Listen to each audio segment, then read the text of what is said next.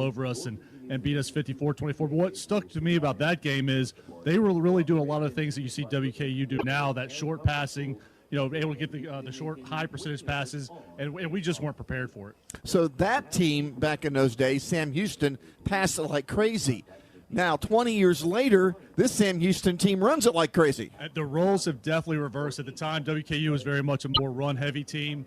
And then, obviously, Sam Houston was a pass-heavy team. And to your point, WKU is now the pass-heavy team, and Sam Houston's a run-heavy team. And I think, going to this game, that is something that WKU is going to have to be ready for, especially on the defensive side, is the fact that this is a team that really does run the ball very well and has a very mobile quarterback, Terry. Yeah, you're right. Hunter Wilson is a really Watson is a really good quarterback in the sense that he's a quarterback back there, but he actually run the football with his size, 6'3", 210, got a lot of speed, does a lot of things. So he's really a third running back there, and they bring a lot to it. He sets the tempo when a lot of the read options.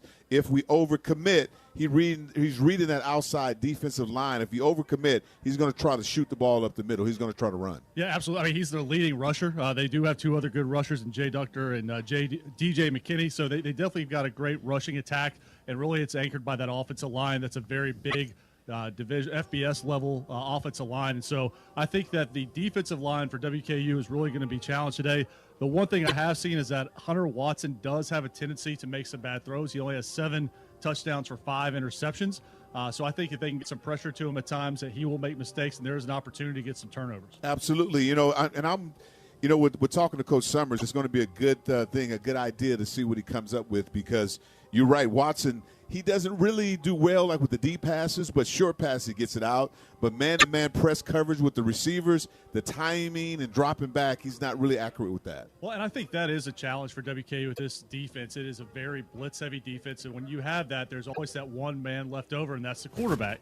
If you have a less mobile quarterback, that's not an issue. But if you have a quarterback that can make things happen, that can be a problem. We've seen that at times against UTSA, against Liberty last year, against Caden Salter. And so that'll be something that I expect that Coach Summers will come in and adjust his game plan to accommodate for. Yeah, then on the offensive side, there's a big difference. I mean, to expect a lot of things that we're going to do, we should be able to get that ball in the air and make some plays downfield. Absolutely, and I do think that the defensive line especially is undersized. I think that in order to create pressure, they're going to have to blitz and stunt quite a bit, which means not only is there options or a chance to throw the ball down the field, but I do think that WKU could assert themselves and get some running yards as well. And so it really is going to start up front, I think, for both the offense and defensive side for WKU. If they can win a line of scrimmage, I think that WKU has a really good chance of winning this game. Absolutely. And if we can control the football, like you said, running the football, they run a lot of high force, a lot of 2 safeties deep, and they try to prevent the passes. So we're going to have to establish the run early. If we can do that, mix it up a little bit,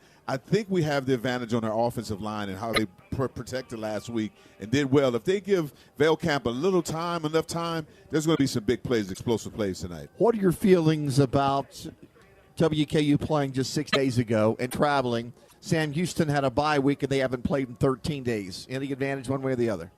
Honestly, I think that the advantage goes to WKU. That was a game against UTEP that wasn't as challenging. It was hard fought, don't get me wrong, but they weren't challenged, and you didn't have a ton of injuries coming out of that game. Obviously, you had the one.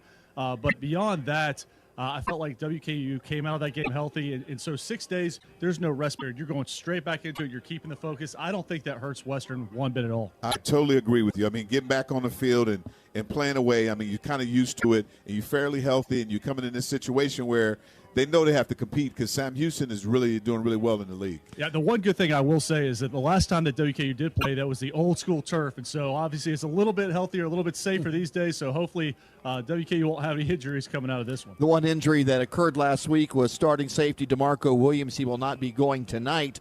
The Hilltoppers worked out a couple of new safeties during practice. Joshua Mensah hasn't played much. He was working out at safety. And Dave Herrod, who's been more of a nickel slash corner, he's been working out at safety as well. So we'll see if they get some action in there tonight with DeMarco Williams, who's been a star at safety this year. He's out with an injury. This segment's brought to you by Southland Dairy Farmers, a proud sponsor of WKU Athletics. Milk, a part of everything that's good. And when we return, we'll hear from Athletic Director Todd Stewart. The tops in Texas, when we landed yesterday, it was 96 degrees. Well, it's about 76 less than 20, a little bit 24 hours later. So more football weather today than it was yesterday. This is the Hilltopper Sports Network from Learfield. Which schools will take home the prestigious Learfield Directors Cup as the top college athletic programs for the 2024-25 college athletics season? You can follow the standings of your favorite team or alma mater at L Directors Cup on Twitter and online at thedirectorscup.com. Trophies will be awarded in June 2025 to the winning institutions in all college sports divisions. Learfield Directors Cup, the crowning achievement in college athletics.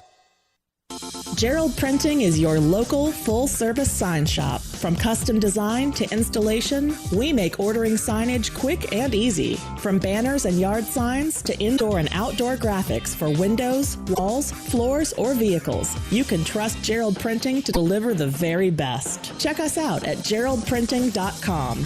Gerald Printing is a proud sponsor of WKU Athletics. Go Tops! This is WKU Football on the Hilltoppers Sports Network from Learfield. Hey, Hilltopper fans. Let WKU Conference Services take care of your next meeting or event, big or small. The Conference Center is an all-occasion facility located at South Campus with 3 multifunctional ballrooms that can be used for anything from training sessions to awards banquets. Or choose the elegant Eva and Jim Martin's Alumni Center right here on WKU's campus for your next occasion. For more details, visit wku.edu/conference. When you hire the skilled union contractors of Louisville's Local 502, you're getting the best plumbers, pipe fitters, welders, and service technicians in the industry. Their 5-year apprenticeship program assures workers are properly trained, resulting in safety, superior craftsmanship, and reliability. Plants utilizing union tradesmen have fewer line shutdowns and better safety records, saving employers time and money. Don't use less than the best. Get the job done right the first time by hiring the skilled professionals of Local 502. Find us online at lu502.com.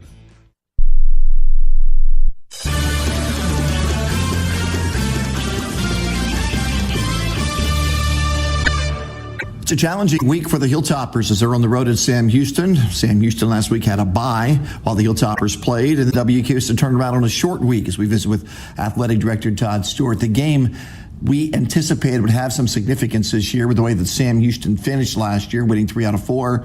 Well, they're undefeated in the league, 5-1. Tops are undefeated. What an important Wednesday night matchup in Huntsville.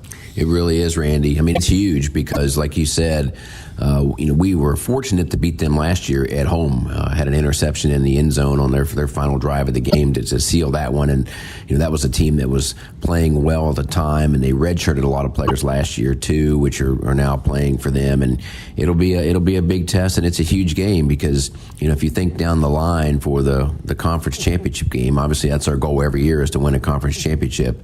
The first tiebreaker in terms of who's in the game and then who hosts the game is head to head. So, this game, the upcoming game, at Liberty, those will be 2 games that will go a long way in determining which 2 teams are in the conference championship game and which team hosts. So we need to bring our best tonight. Another big exposure game. We're all across America, and that certainly helps. And also the way that this helmet has taken off this year. Of course, we saw that last year with the creativity of our department, but the Big Red's eyes on the helmet really took off this year.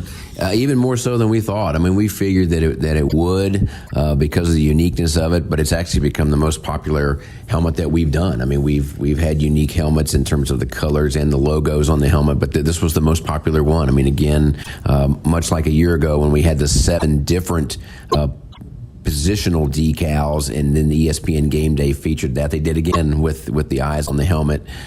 So we'll have to be creative the next time we do it. But, it's huge. I mean, we have to do things outside the box that will bring attention to us, because we can easily get lost in the shuffle in this collegiate athletics landscape being in a smaller market. But things like that certainly get us national attention. And then tonight, an ESPN2 nationally televised audience, like I always say, every sports bar in America will have this game on. There'll be a lot of people paying attention to our program that either never have before or haven't to a whole lot. So it's a great opportunity for us to have a big win and grow our program. The last week's game, the last game the Hilltoppers played in was a Thursday against UTEP. The next game will be a home game. It'll be on a Wednesday against Kennesaw State. It will, and Flow Ride will be in town. That'll be the annual concert, so hopefully Mother Nature cooperates. We've had great weather, all 3 times that we've done a concert, and so hopefully it will be again, and the South Lawn will be packed, primarily with students who then hopefully will make their way across the street. But, that'll be a neat night. I mean, that really will be the night before Halloween. It's a blackout. We're wearing all black, and, there'll be a good vibe in the air that night. Athletic Director Todd Stewart prior to tonight's game against Sam Houston. Now, baseball has an intriguing matchup in the fall. These games don't count, of course, for your record, but you're getting your team ready for the upcoming season. Well, we really do. And, I give Mark Reardon credit and his staff. I mean, he's done a phenomenal job. When we hired him 2 years ago, he was inheriting a program that had 36 losses. And now you fast forward to today, he's coming off a 36-win season. So that's a remarkable turnaround. But he always wants to test our guys and to test the program and see where we're at. And, much like Alabama, much like football playing Alabama, much like men's basketball playing at Kentucky, we want to get tested early. And like you said, it's an exhibition game, but we're going to play Tennessee, the defending national champion, in Nashville on October 25th. Obviously, Nashville's a huge town for Tennessee. They have statewide support, but it is for us too. Our 2 largest alumni bases outside of Bowling Green are Nashville and Louisville. So anytime we can play in either one of those 2 areas, we'd love the opportunity to do that. And hopefully we can have a good turnout that night, because it'll be a neat night. Our program's on the rise, and certainly playing the defending national champion in Nashville, that'll be a great atmosphere. Now, we hope tonight will be a neat night, too, on the road as the Hilltoppers take on Sam Houston, one of the new teams Conference USA has brought into the conference. They're very, very good in football. Their men's basketball team was the regular season number 1 seed going into the tournament. So this is a school that has come in and been successful. Well, and I think they're an example. Like, Conference USA probably was in a very uncertain spot in the fall of 2021 when the realignment was going hot and heavy. But the schools that we've added have brought tremendous competitive value. You just talked about Sam Houston State, and I think Jacksonville State in football is a very solid program. Liberty is solid across the board. So the programs we've added have been very successful, and that's what we want. A rising tide lifts all boats. All right, Todd Stewart, Hilltoppers, and Sam Houston here this evening as WKU hopes to increase their record to 3-0. This pregame interview is brought to you by BG Chevy. Stop by your local Chevy dealers at Don Franklin Chevy in Glasgow or Campbell Chevrolet in Bowling Green. Chevrolet, together let's ride. This is the Hilltopper Sports Network from Learfield. Hey, Bowling Green, need news that's as fast-paced as the game? Tune into WBKO News, your number 1 source for breaking news, weather updates, and all the in-depth coverage you crave. We're on the front lines, bringing you the latest headlines as they happen. Stay connected, stay informed, and never miss a beat. Catch us streaming live at WBKO.com. WBKO News, local, first, now. Just like you, we're always in the game. Hey Bowling Green food lovers, looking for mouth-watering treats? Awaken your taste buds at Awaken Bakery. Awaken Bakery has an array of goodies, from freshly baked bread and hot sandwiches to delectable cookies and pastries. WKU students, don't forget you can use your Flex Meal Plan dollars here with your student Grubhub account. Call us at 270-551-4440 to pre-order, or visit our shop on East Main Avenue in downtown Bowling Green for a warm welcome. Awaken Bakery, your go-to spot for delicious delights. This is WKU Football on the Hilltoppers Sports Network from Learfield. The time is now. WKU Football, WKU Volleyball. It's the fever of fall at Roosters, a fun casual joint for all of Hilltopper Nation. See the Tops and your other favorite teams in action on Roosters' countless TVs, inside or on Roosters' covered patio. Score with a menu full of burgers, subs, salads, your favorite brew. And of course, Roosters' award-winning chicken wings. Catch the fever of fall at Roosters, a fun casual joint on 3 Springs Road in Bowling Green.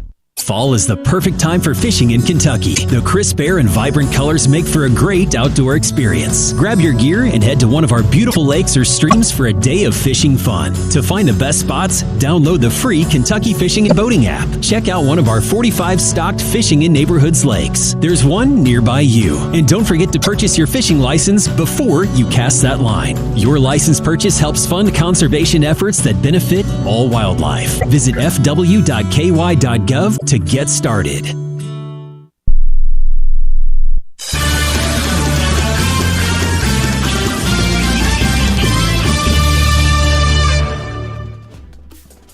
Henry Davis here with you inside the Learfield Network studios on another special weekday edition of Conference USA Football. Your Western Kentucky Hilltoppers and Sam Houston University face off in tonight's game.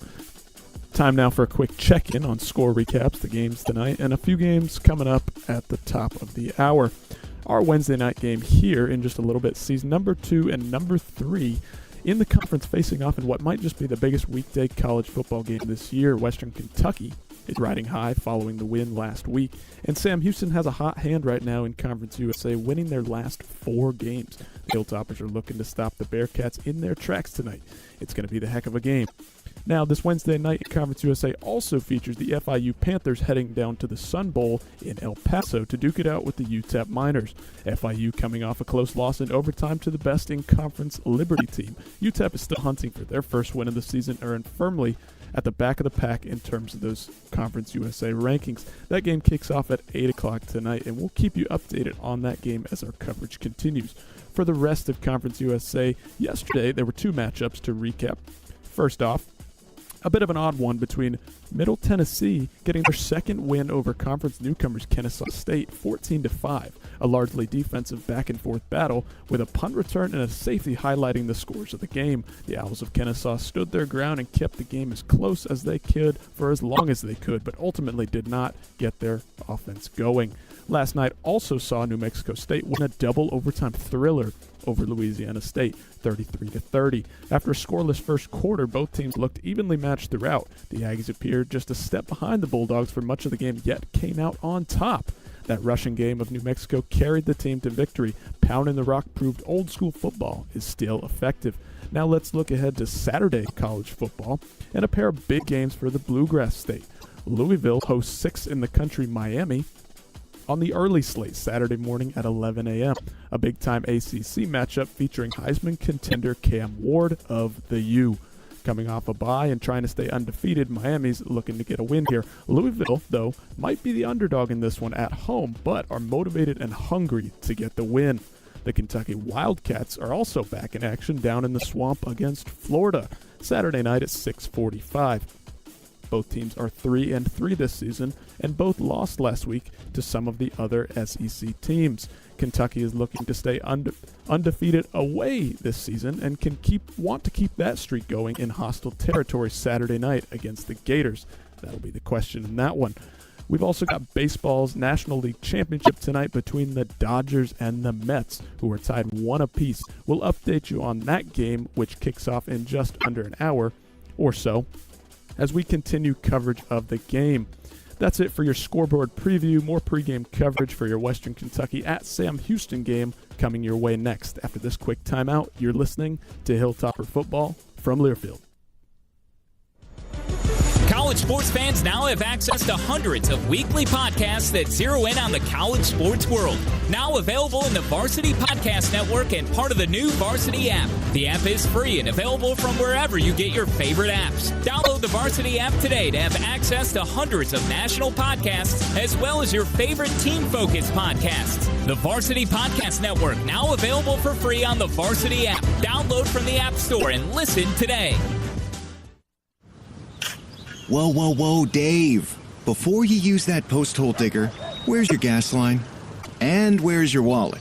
Because you hit a gas line and it's going to cost you. Not to mention that it's also very dangerous. Okay, now, where's your phone? Good. Call 811 before you dig. One call, and you'll know where to dig every time. So call 811. No problems, no accident, no fines. Oh, and it's the law. This is WKU Football on the Hilltoppers Sports Network from Learfield. The time is now. WKU Football, WKU Volleyball. Catch the fever of fall at Roosters, a fun casual joint for all of Hilltop Nation. See the Tops and your other favorite teams in action on Roosters' countless TVs, inside or on Roosters' covered patio. Score with a menu full of burgers, subs, salads, your favorite brew. And, of course, Roosters' award-winning chicken wings. Catch the fever of fall at Roosters, a fun casual joint on 3 Springs Road in Bowling Green.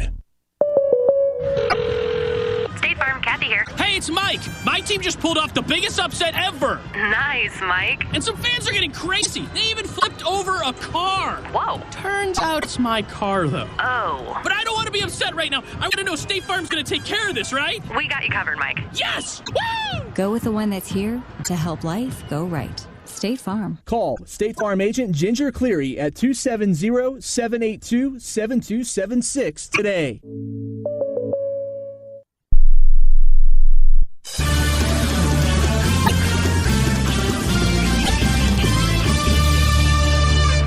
This is Terry Obie talking to Coach Cap.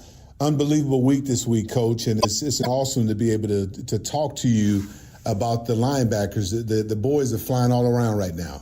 Yeah, guys are out there trying to make plays. You know, another great challenge ahead of us. You know, when you look at Sam Houston, really good team. But the big thing that we've really been focused on is ourselves, you know, and just trying to get better every day. You know, Colin Guidry, Sebastian Benjamin, guys that are just out there working tremendously hard. You know, you got Anthony Breckenridge in the inside linebackers room, and some of those guys, Darius, Thomas, just different guys that are showing up and making plays. So trying to stop the run is going to be a great challenge for us, and we're up for the challenge. And Coach, so far you've been here. Now you also a doctor. I know you do surgery and education, but now you do surgery on the running game. So we call you Dr. Cap. And how do you break down the running game against the opponents every week? Yeah, so, you know, a lot of it is schematic based. You kind of got to see whether they're a gap run team, a zone run team, kind of just break down the basics of that. But ultimately, when you really think about football and you think about the running game, it really is about beating blockers, right? So it's about getting off of blocks, right? A guy blocks you. How long are you going to stay blocked for? And a lot of that has to do with your pad leverage, staying low, hand placement, keeping your hands inside. And then using good shed violence. I mean, you got to use your hands to be disruptive and get a guy off you, snatch and go. And I think that the big part of it is, and I tell my guys this all the time, your teammates have to be able to make a mistake because of your effort in getting to the ball. What I mean by that is, if a guy on the front side misses a tackle, he shouldn't be afraid to, you know, pull the trigger and go for the play because he's got 10 other guys that are hauling butt trying to get to the ball. And that's really what it's about to stop the run game, is your attitude and your effort, just getting to that football. And if you have that demeanor, you can stop the run. And you being a doctor of education, so how do you able to establish that with your players, and what type of stuff to keep it really simple when you're talking about teaching? Yeah, I mean, you know, I look at it as when you get guys that are younger, the freshmen and the guys that are just getting in, you want to keep it fairly basic. You want to make sure you don't want to talk over their level in terms of what they know in football. Different kids come from different programs, so you want to try to meet them at their level. The older guys, the guys that have been around several years, you know, like I mentioned Colin Guidry earlier and Sebastian Benjamin, guys that have played a ton of snaps, guys that have played a lot of football, you can kind of dive a little deeper. And sometimes with those guys, you kind of not just tell them what, but why are we doing this? Okay, here's the plays we're trying to stop. When you get this look, you know, these are the plays that they run off of this, and having a little bit of pre-snap awareness and anticipation of what's coming. Obviously, with the freshmen, you're really just trying to teach them the basics. Hey, how do I get lined up on this snap? You know, what's my visual key? What should I be looking at on this snap? And not overwhelm them. But I think with the older guys, you can kind of dive a little deeper, take them into even sometimes the history of like, where do these style of plays originate? You know, I talk to them all the time about when I was in college, you know, there wasn't quite as much in the RPO game. You know, nowadays everybody runs RPOs, and there's a lot of kind of option style RPOs off of run game, and that's a little bit different. But, you know, the older guys understand it, and they understand how you got to cover down and handle each adjustment. And we're talking about this week with Sam Houston. What are some of the keys you think that's pivotal in a game like this, especially for the linebackers? Yeah, I think, you know, it all starts up front at the line of scrimmage. You know, you got to try to make them one-dimensional. You got to try to stop the run. And this would be a huge challenge. You know, they're ranked really high in the run. Nationally, they're a very powerful run team. You know, quarterback's done a great job in the run game. They've got some good running backs, good offensive line. And I think they're well coached. So when you look at a team like that, you have to be disciplined on defense. You know, we got to make sure we don't have any penalties or anything that kind of just sets us behind the sticks, anything like that. You got to be gap sound. You know, I tell my guys all the time, listen, play your gap and trust your teammate to play his gap. You don't got to go extra. You don't got to jump over into another guy's gap and try to make some special play, and then your gap is uncovered. So gap sound football, and then getting back to the fundamentals. Again, it's about low pads, knocking people back, and playing with good physicality. And so far, from your background, and even with the linebackers, when you coach them, you're still probably a part of the special teams game too. Oh, yeah. Yeah, we certainly are with linebackers. They're constantly covering kicks. You know, you'll get guys that are on kickoff. You'll get guys that are on punt. punt return, different phases of the game, even kick return. So, I talk to those guys all the time about how important in the actual significance of special teams. When you look at it, the change of field position, the greatest amount of field position change happens on special teams. If you go back to the Toledo game, I think we downed a punt like inside the 1, and we're able to get a safety off of that. Well, I attribute that, to the special teams having them backed up in that situation, giving us a chance to make a play on defense. Okay, thanks so much, Coach Ruby. Thank you for everything and good luck today. Yeah, appreciate it. Thank you. This portion of the radio broadcast is sponsored by Chevrolet. Shop your local Chevy dealers at Don Franklin Chevy in Glasgow or Campbell Chevy in Bowling Green. Chevrolet, together, let's ride. This is the Hilltoppers Sports Network. Take it to the house. Dinner's cooking. Touchdown. The fury. There was flames on that ball. The speed. 35-40. There he goes. Down the sideline. Western college football. For the end zone. Got it for 6 points. You cannot hitch the wagon. Put the ponies in the barn. Back to the end zone. 30, 20. This is the College Football Blitz. Listen all season long on College Sports Now on the Varsity Network. Hey Bowling Green, the Post-Time Race and Sports Lounge at the Mint Gaming Hall now offers Top Golf Swing Suites. Virtually play top courses, target golf, or your choice of baseball, football, dodgeball, and much more. The Mint Gaming Hall near the mall. See the details and book a time for you and your friends at themintgaming.com. It's post time. Problem gambling? Call 1-800-GAMBLER. Winning just got closer. This is WKU Football on the Hilltoppers Sports Network from Learfield. Nothing is more exciting and hopeful than football in Kentucky, and Anthem Blue Cross and Blue Shield is proud to support Western Kentucky University Hilltoppers football. Times may have changed, but one thing remains the same: our commitment to protect what's most important, your health. Anthem is proud to be your lifetime trusted health partner and to help you play safe and stay healthy. Learn more about what Anthem can do for you at Anthem.com. Anthem Blue Cross and Blue Shield is the trade name of Anthem Health Plans of Kentucky Incorporated. Independent licensee of the Blue Cross and Blue Shield Association, Anthem is a registered trademark of Anthem Insurance Companies Incorporated. Whether you are traveling for work or leisure, Three Springs Hospitality and our hotels would love to be your home away from home. Each hotel is unique and offers a variety of different amenities to all types of travelers. Parking and Wi-Fi are always free. Home 2 Suites by Hilton and Holiday Inn Express and IHG Hotel also offer free breakfast. Our Candlewood Suites even feature fully equipped kitchenettes in all guest rooms. The best part is that WKU's campus is 10 minutes away from any of our hotels. So be sure to book your travel in the fan zone under the Travel Center on the WKU Athletic website.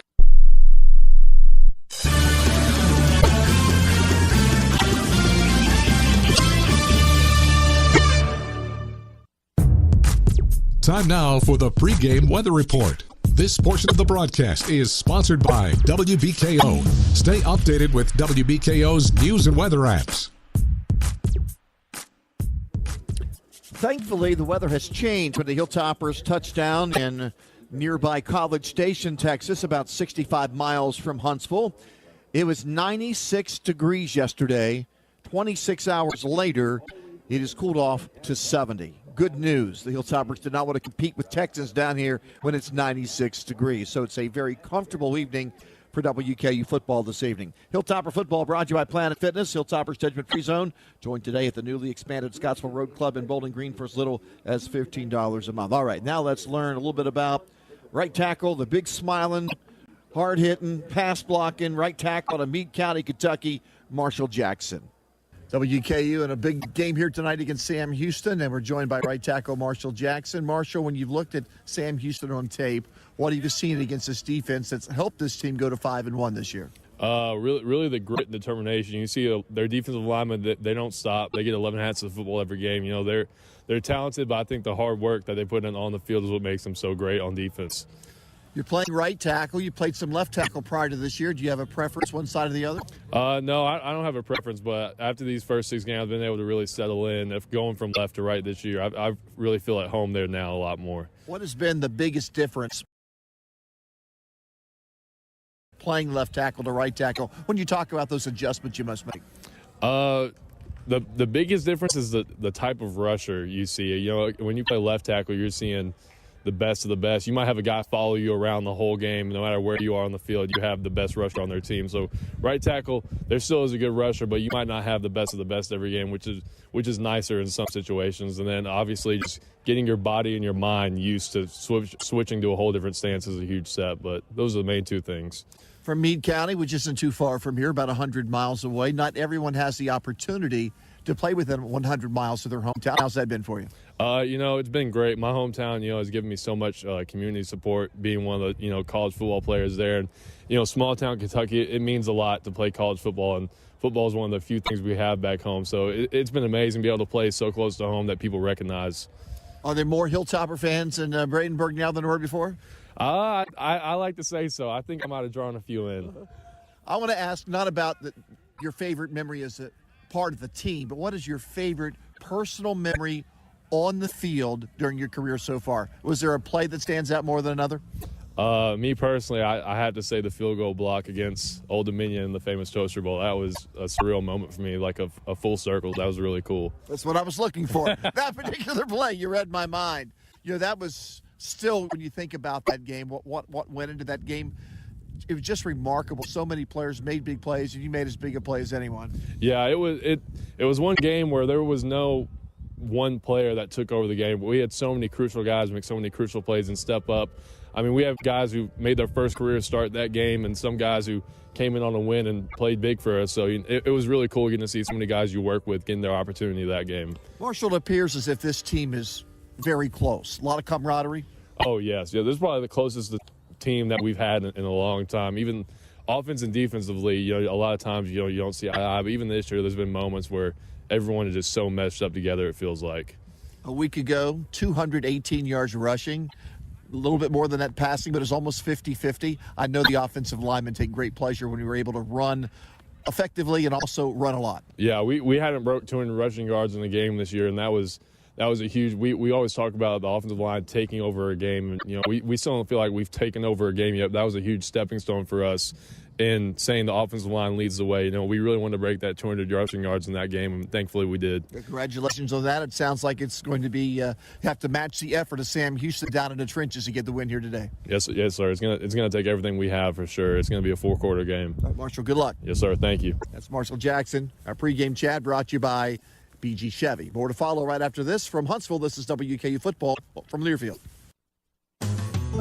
Whenever you shop Meijer, you shop for your entire community. You help support food rescue programs and Simply Give. You support youth development programs to help provide a bright future for our kids and support teams across the Midwest. You also help support sustainability in all our communities for today, tomorrow, and years to come. Whenever you shop Meijer, you help people in your community to work, to play, to live, and to learn. Learn more at Meijer.com. Hey, Hilltoppers! WKU will travel to Texas to take on Sam Houston State Wednesday, but you don't have to travel anywhere when you stock up for your game watch party with Liquor Barn. Don't miss any of the action when you have Liquor Barn delivered to you. Place an order for pickup or delivery. Download the Liquor Barn app, visit liquorbarn.com, or call your local Liquor Barn store. Shop Kentucky's favorite spirits, wine, and beer store online, and you'll have more time for the Hilltoppers. Liquor Barn, where Kentuckians go to celebrate life. Go Western! Beat the Bearcats! This is WKU Football on the Hilltoppers Sports Network from Learfield. They say getting there is half the fun. That may well be true. But let's not overlook the importance of actually getting there. Share the road safely, Kentucky. Watch out for your fellow travelers, whether on 4 wheels, 2 wheels, or 2 feet. A message from Team Kentucky. This truck season, think about all the things you can do in a Chevy truck. You'll be able to, or you can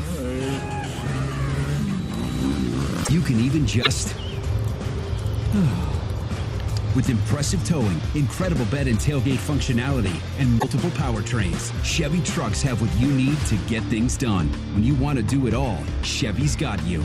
Chevrolet, together let's drive.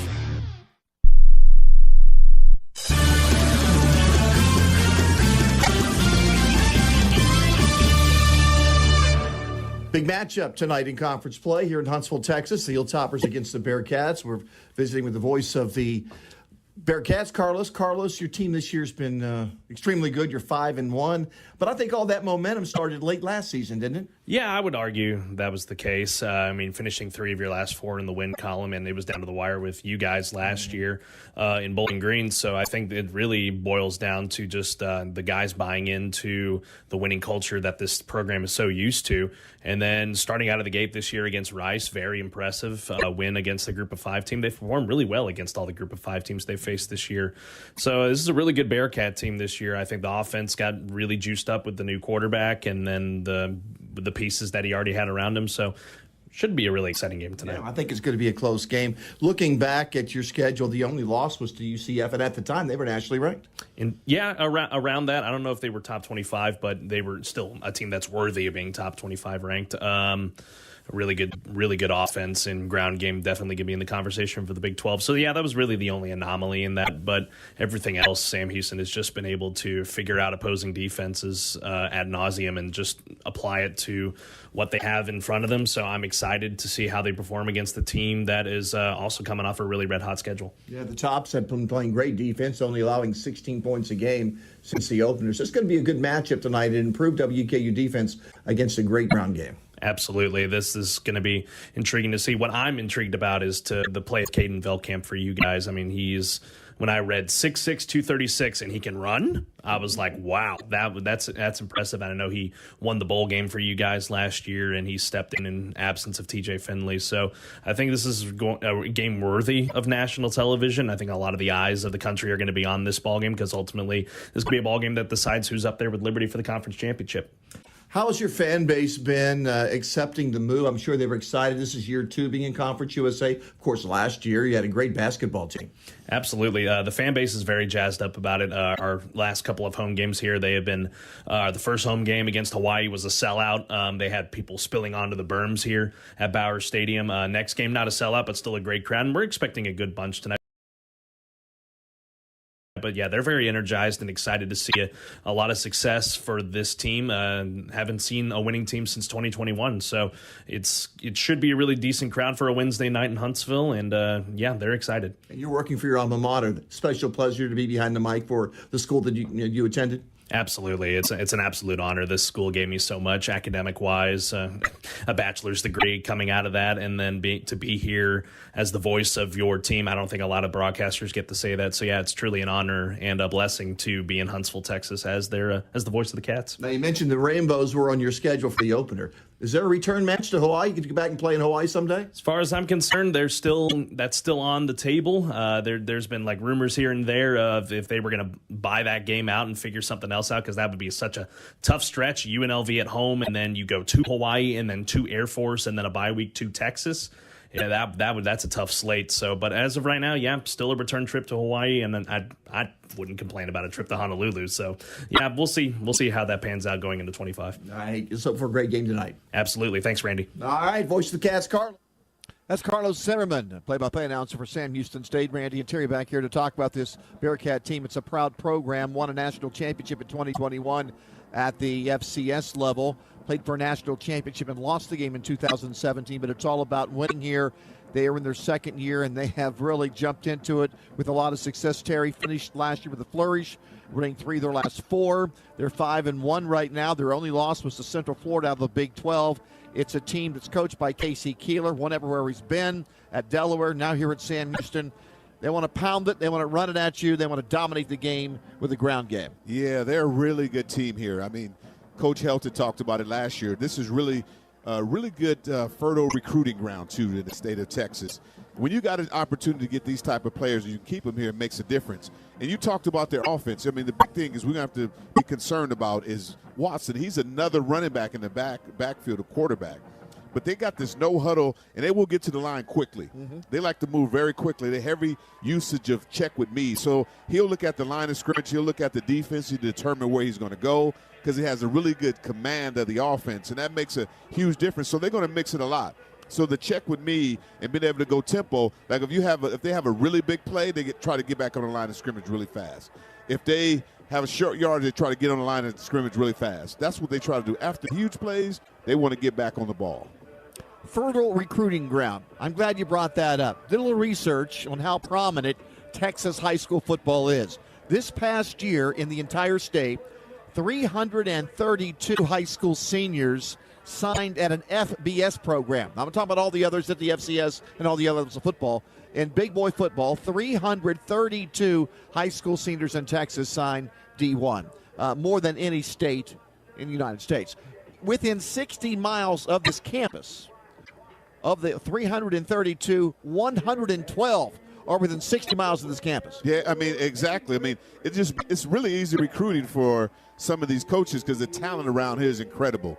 The state of Texas just loves football. Everything is big. Even if you look at some of these high schools, these stadiums just ridiculously big. So you can recruit guys first, second. I mean, sometimes we say the second guys, 3 stars, 4 stars, whatever star. There's a lot of players you can get out of this place. During this season, which they have won 5 out of 6, they're 5-1. In their 5 wins, Terry Obi, they have rushed for 261 yards per game and only allowed 78. So basically in their 5 wins, they're rushing for more than 100 more yards per game, 150 more yards per game than their opponents. Yeah, exactly. I mean, they want to run the ball, and the key is to keep the ball in their hands, to keep sustained drives, to keep going. After explosive plays, they're going to shift in motion.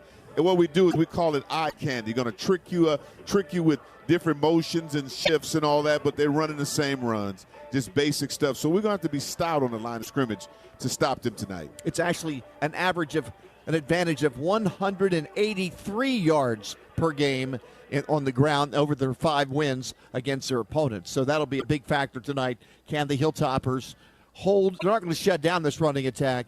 Can they prevent them from time off the clock, dominating the game that way? WKU is not in the last 2 weeks, Terry. The last 2 games, Boston College and the last one against UTEP, they did not allow a single time-consuming, lengthy drive. Not one. Yeah, you're right. This is going to be a great test for WKU, and I think they're ready up for it because they got a lot of speed. That's going to make a little difference. And you got a great defensive coordinator that's going to mix it up and change it up a little bit with Coach Summers. So he's going to make things happen for him and put him in really good positions to make huge plays. All right, when we return, we'll hear from head coach Tyson Helton for just the 3rd time ever.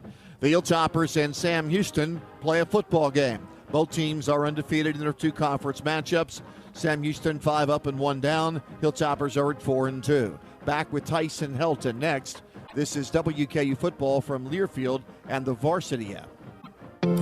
Imagine if you had 100 years to dedicate yourself to fun and wonder. That's exactly what Kentucky State Parks is celebrating this year. 100 years of unmatched scenery and history, with guided hikes and acclaimed golf, plus all kinds of cozy lodging and accommodations. Dedicate your weekends to creating memories that last a lifetime at parks.ky.gov. A true teammate takes on every day with a winner's attitude, gets up when they fall down, and leaves it all on the field. There's a group of teammates who do all these things every single day. But they're more than your typical athlete. They're kids dealing with unthinkable medical circumstances. Team Impact matches children facing serious illness or disability with college sports teams, creating a long-term, life-changing experience for everyone involved. Help us get all kids in the game. Visit teamimpact.org. Team Impact. All in, all together. This is WKU Football on the Hilltoppers Sports Network from Learfield. Need an office space in Bowling Green? Discover Ment Cowork. We offer a range of flexible office solutions, from private desks to team suites, perfect for solo entrepreneurs or growing companies. Whether you need a space for a day, a month, or a year, we've got you covered. Enjoy stunning views of the downtown square and the charm of our historic building. Call Ment Cowork at 270-775-0525 or visit Ment Cowork at 911 College Street, located on the square. We all know the importance of nutrition and diet for a healthy lifestyle. We also know dairy foods provide great nutrition and value. That's reason enough why Western Kentucky families choose Prairie Farms dairy products. From the rich and creamy taste of Prairie Farms yogurt and ice cream to the tangy zip of sour cream and dips, there's something fresh from the farm for everyone to enjoy. Look for Prairie Farms award-winning dairy products at your favorite grocery stores and retailers. Visit prairiefarms.com for recipes and coupons, and remember to drink local with Prairie Farms.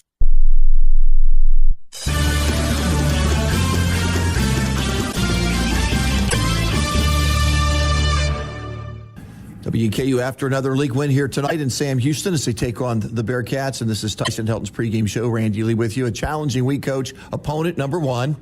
Number two, they had a bye, a little extra time to prepare for this game.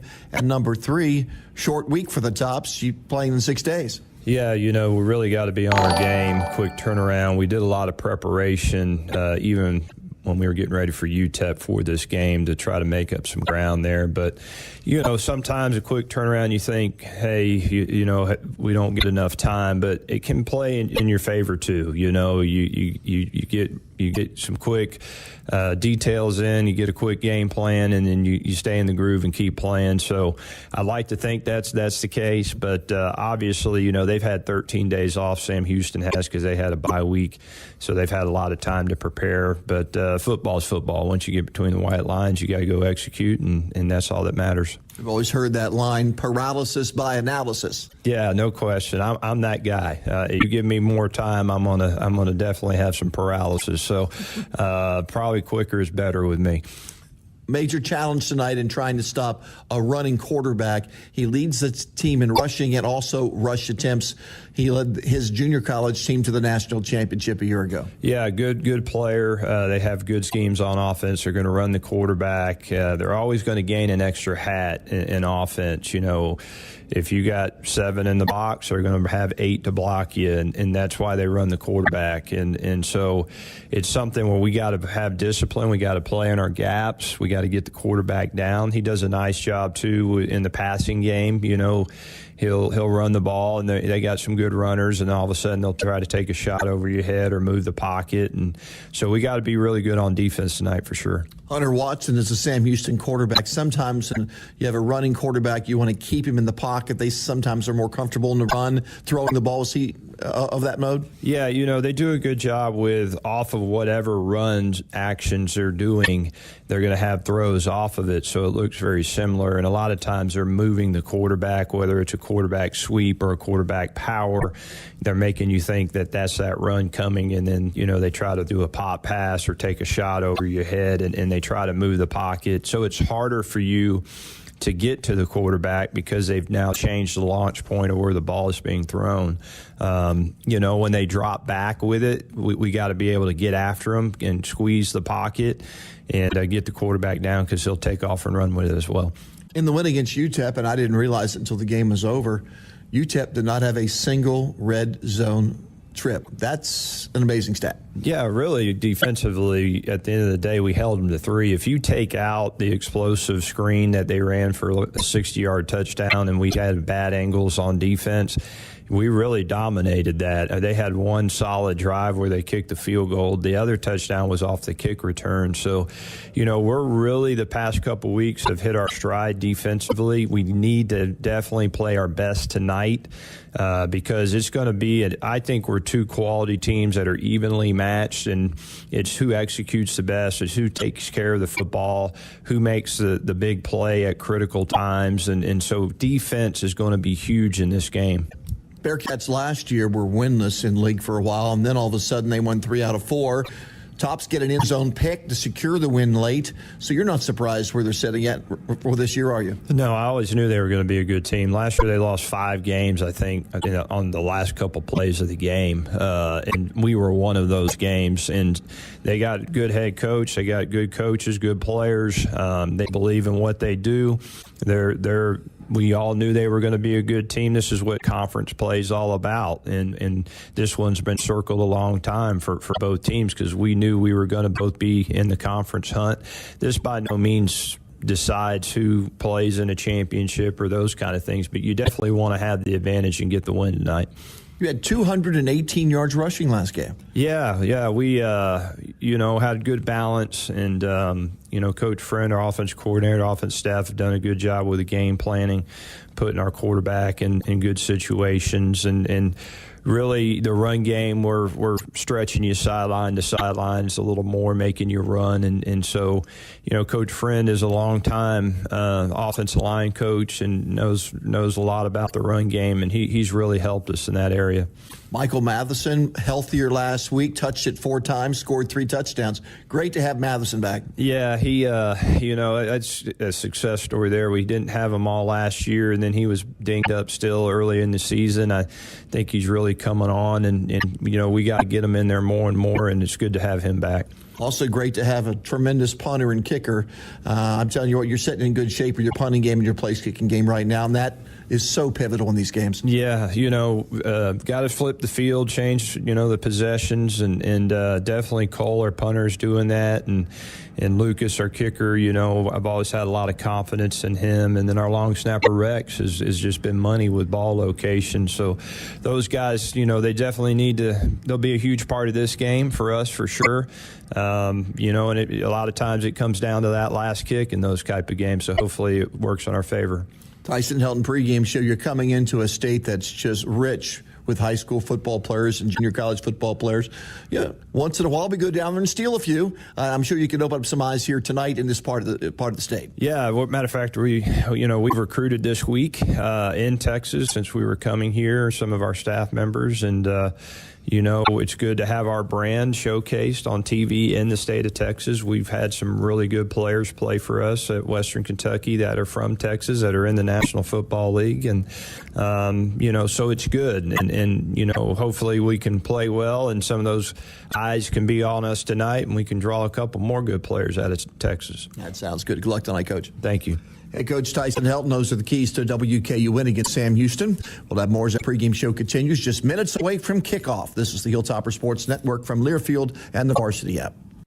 What if you could earn extra money for the things you're already doing every day? Well, that's exactly what you'll find with Liberty Federal Credit Union's Vertical Checking account. Vertical checking is not only free, but it pays an incredibly high interest rate of 3.45% APY. Open your vertical checking and start earning extra money today. Only at Liberty Federal Credit Union. Some requirements apply. No minimum balance required. Applicable on balances up to $20,000. Annual percentage yield. Insured by NCAA. Whoa. Before you use that backhoe, where's the gas line? And where's your wallet? Because you hit a gas line and it's going to cost you. Not to mention that it's also very dangerous. Okay, now, where's your phone? Good. Call 811 before you dig. One call, and you'll know where to dig every time. So call 811. No problems, no accident, no fines. Oh, and it's the law. This is WKU Football on the Hilltoppers Sports Network from Learfield. The J.C. Kirby and Son Funeral Chapels, when a person comes in and does their pre-arrangement, I can see widely over the years that I've worked in this, how much it eases the family's minds. If you have 4 people, they have 4 different ideas of what they want. This settles that down to where they say if that's what mom wanted, that's what dad wanted. You can see the relief on a lot of families' faces, because all you do is say, what time do you want the funeral? What time do you want the visitation? And they can spend more time with their family members and friends in the grieving process. It just really takes a lot of burden off your family. This fantasy football season, 8 out of 10 men will be affected by selectile dysfunction. Symptoms include pick paralysis, trade trauma, and weak 2 pinchitis. After years of simply dealing with the shame, a new breakthrough treatment has been developed by the brave scientists at Buffalo Wild Wings of Bowling Green, Bacon, and Margs. Go get a delicious BLT, bacon patty melt, or bacon mac and cheeseburger. Pair it with a tropical, mango habanero, or Patron margarita, and wash that loss away. You don't have to live with selectile dysfunction. Get to Buffalo Wild Wings of Bowling Green. Dine in, carry out, and delivery on Scottsville Road and the Blazin' Rewards app.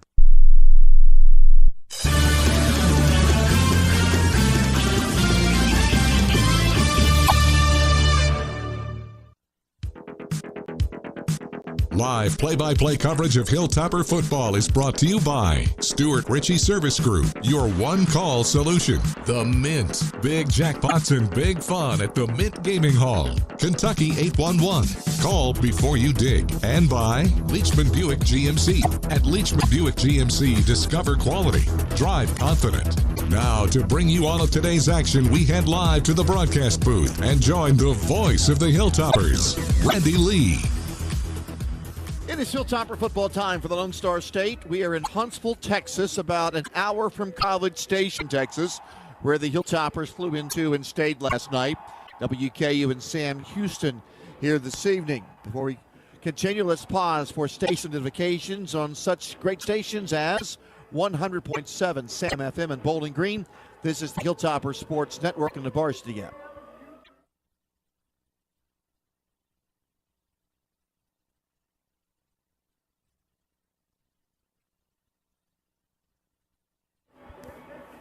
Let's take a look at this Hilltopper defense, Terry. Other than the Alabama game, they're only averaging 16 points, or giving up 16 points per game. Since Alabama, they've allowed 0, 21, 21, 21, and 17 points. Of the 17 points last week, one was scored against the Hilltopper special teams. So this is the defense. If you're giving up that few points, you got a chance to win every time out. Yeah, exactly. And they're starting to really gel as the season go on. They're really starting to understand what's going on in the schemes and the protections and where they need to be. What I like about right now, the Tops have a lot of depth. I mean, you got guys coming in.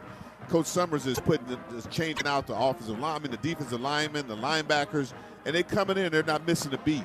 But it's good that he started early in the season to get them going.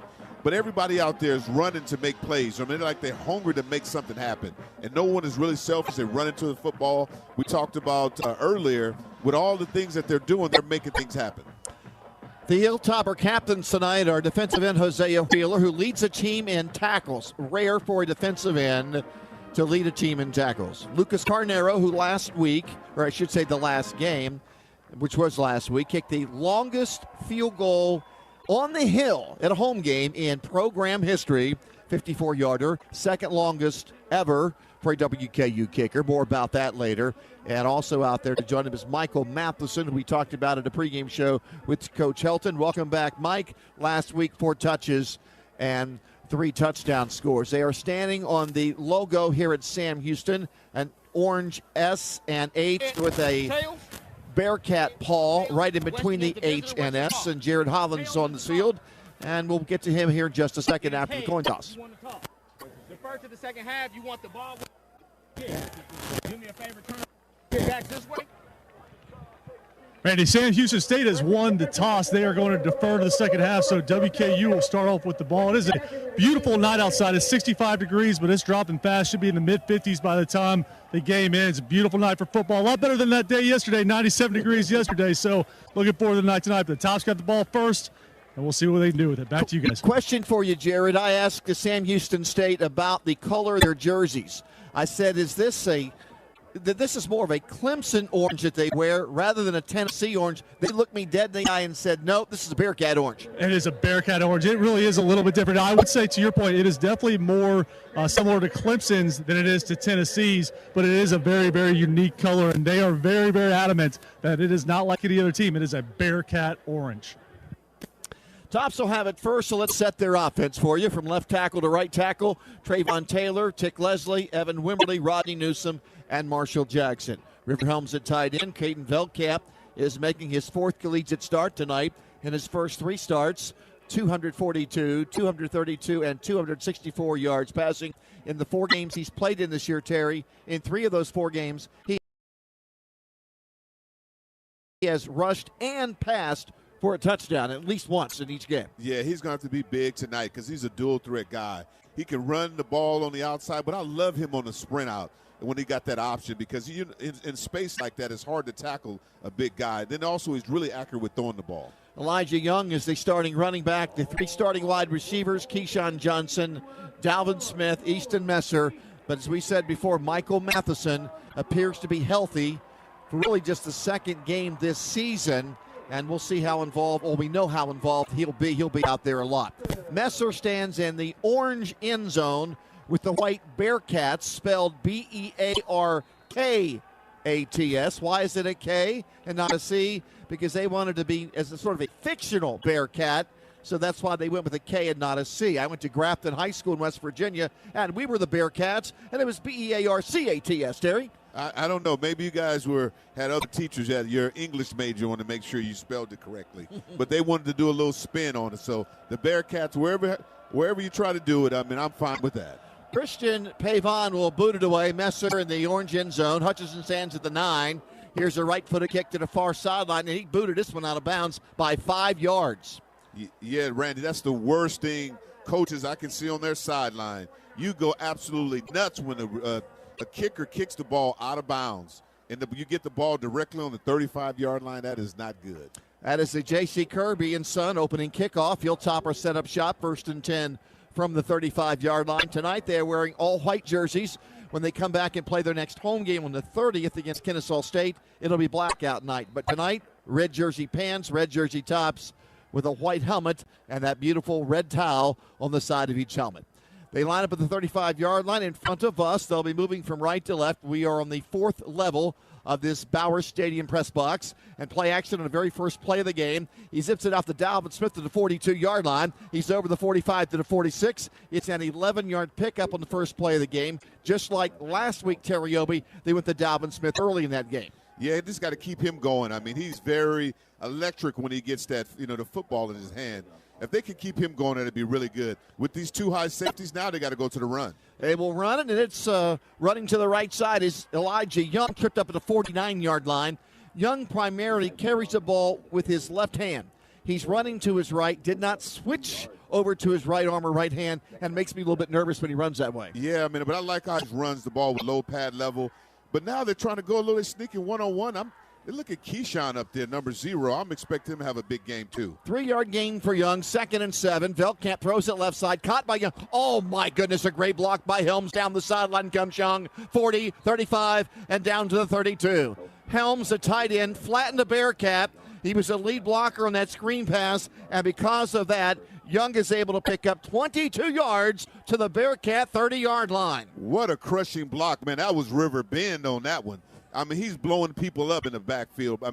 Down the field. That was a great block by hitting that cornerback. He had no business coming up against him on that play. That's the second Franklin Bank and Trust first down of the game's opening drive. Setting up shop here to 30, double tight ends. They fake it. They're all over Veltkamp, and he dumps it sideways, and it's incomplete. It was batted down by a defensive lineman. Seth Mason, the nose tackle, read the screen, so he veered to his right and stuck out that big right hand, and that senior defensive tackle knocked it down. They were all over Veltkamp on that pass, and it's 2nd and 10. Sometimes the offensive line blocked too well. They beat him up so they stood him at the line of scrimmage, and then they end up getting to the screen. Sometimes they block too well. 2nd and 10 from the Bearcat 30, just getting started in the opening quarter. They're in a pistol, which means the running back, Young, 3 yards behind. Veltkamp is in a gun. They will run it on 2nd and 10 off left tackle. Meanders his way down to the 25-yard line, and that'll set up a 3rd down and 5 for this Topper offense. Middle linebacker, Kavion Gaither, out of Waco, Texas, made the stop, and it's 3rd and a long 5 for the Hilltoppers at the Bearcat 25-yard line of the game's opening drive. Man, I like that block by Marshall. The Marshall, not the sheriff. The Marshall's in the house.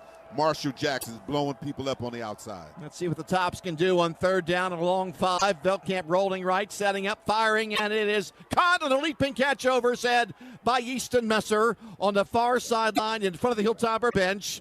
Messer, who stretched out his arms at just 5'9", reeled it over his head, takes it down to the 17-yard line for an 8-yard gain, and that is the Veltkamp's 3rd on-target completion of this opening drive, and the Hilltoppers have it 1st and 10 at the Bearcat 17-yard line. I love that play with Veltkamp sprinting to his right. We used to call that waggle right. When you leave the backside and you switch to the one side, open field, you run on the sprint game to the open area and one-on-one with the wide receivers. Helms in motion to the right. Veltkamp looks that way. Helms, back to the middle. Fires it back to the end zone. Hey! It is a Hilltopper touchdown. Helms is wide open near the pylon, right into the orange end zone, and it's a Hilltopper drive of 65 yards and a game-opening touchdown score. Oh, what a great play, great design. The River Helms, but that was open like the Red Sea on that one, wide open. Nobody was there. When you put pressure on a safety like that, you put 2 receivers on one safety, and you got one on the inside affecting the receiver, and Helms bend on the outside. Great catch, great play, great design. It's a 65-yard drive in 3 minutes and 40 seconds. Hilltoppers on the board 6-0. Here comes Lucas Carnero, last week's Conference USA Special Teams Kicker of the Week, and he sends it up, and it's perfect. And we're just getting started tonight in Texas. A great start for the Hilltoppers. They now lead at 7-0 on the Veldkamp touchdown pass of 17 yards to River Helms, who also had a gigantic block in that particular series. Yeah, he made some plays on that. That was the river play, river drive. Great job on that play. Jared, you played some tight end in your day, and you make your money or you earn your scholarship both as a tight end when you block and when you catch, and Helms did both of that on the opening drive. Well, no doubt. I mean, when you think of River Helms, he could obviously block in the line of scrimmage. What was impressive about that one, that was an open field block, and sometimes that's a little bit harder when you're going against a defensive back. And I got to tell you, River Helms is very athletic. He's got the size obviously as well, but he was able to knock that guy down, and that really sprung that run for an additional 6-7 yards, and really good start to this game from that standpoint. And Jerry, you like that pancake guy. You do that, used to do that type of stuff too down the field. Well, yeah, because defensive backs, so they get a chance, they're going to hit you in the back, they're going to hit you in the legs and all that stuff. So when you get a chance to go head-to-head with them, you got to take advantage of it. Okay. Veldkamp's touchdown pass is his 12th of the year. Helms' second touchdown grab. And here is the kick by Riley Stevens. It bounces into the orange end zone. And here comes that Hilltopper defense trying to contain a Bearcat offense that runs it. In the last 4 games, Sam Houston is averaging 282 rushing yards. Yeah, they're going to try to establish that. They're going to establish it early. But if you get them in 3rd and 6, that's when they have the issue and problem. Here we got this bunch right tight. Here we come. And it is a run right up the middle for about 4 yards to the 29-yard line. Running behind the center, James Don. You feel like it's their best, one of their 2 best offensive linemen. Yes, he can make things happen. He's very physical, real short, kind of stubby body, but it's his effort makes things happen. And the quarterback, Watson, is going to make things play. So it's interesting to see what Coach Summers going to do from the outside. Watson, the quarterback on the run. Now he's passing in play action, dumps it short to the right side, and the tight end makes a catch, and he's pummeled out of bounds at the 37-yard line by Keyshawn Swanson. Elijah Sohn is the one who made the catch, his 6th of the year, and the Bearcats pick up a first down on that 8-yard pass from Watson to Sohn, the tight end. Yeah, he does a good job, but Watson does a good job with running kind of the sprint play on that. So if we contain him, it's going to make a huge difference. We should go man-to-man, look like it. Double tight ends for Sam Houston, and here comes a run by Jay Ducker, 348 yards rushing this year, and he was hit hard as he crossed the 35-yard line to the 37. There's a Hilltopper getting up slowly. He's on his back. Kylan, make that Sebastian Benjamin made the hard tackle, and the Hilltoppers have a player down on his back. They are already missing DeMarco Williams from last week. He suffered an injury on a hard tackle. He's not playing this week, and couldn't tell quite who that is, but he's injured. We'll take a timeout. 11:16 to play in the first quarter. Western Kentucky University 7 and Sam Houston 0. And this is the Hilltopper Sports Network from Learfield. Whoa, Dave. Before you use that post hole digger, where's your gas line? And where's your wallet? Because you hit a gas line and it's going to cost you. Not to mention that it's also very dangerous. Okay, now, where's your phone? Good. Call 811 before you dig. One call, and you'll know where to dig every time. So call 811. No problems, no accident, no fines. Oh, and it's the law. This is WKU Football on the Hilltoppers Sports Network from Learfield.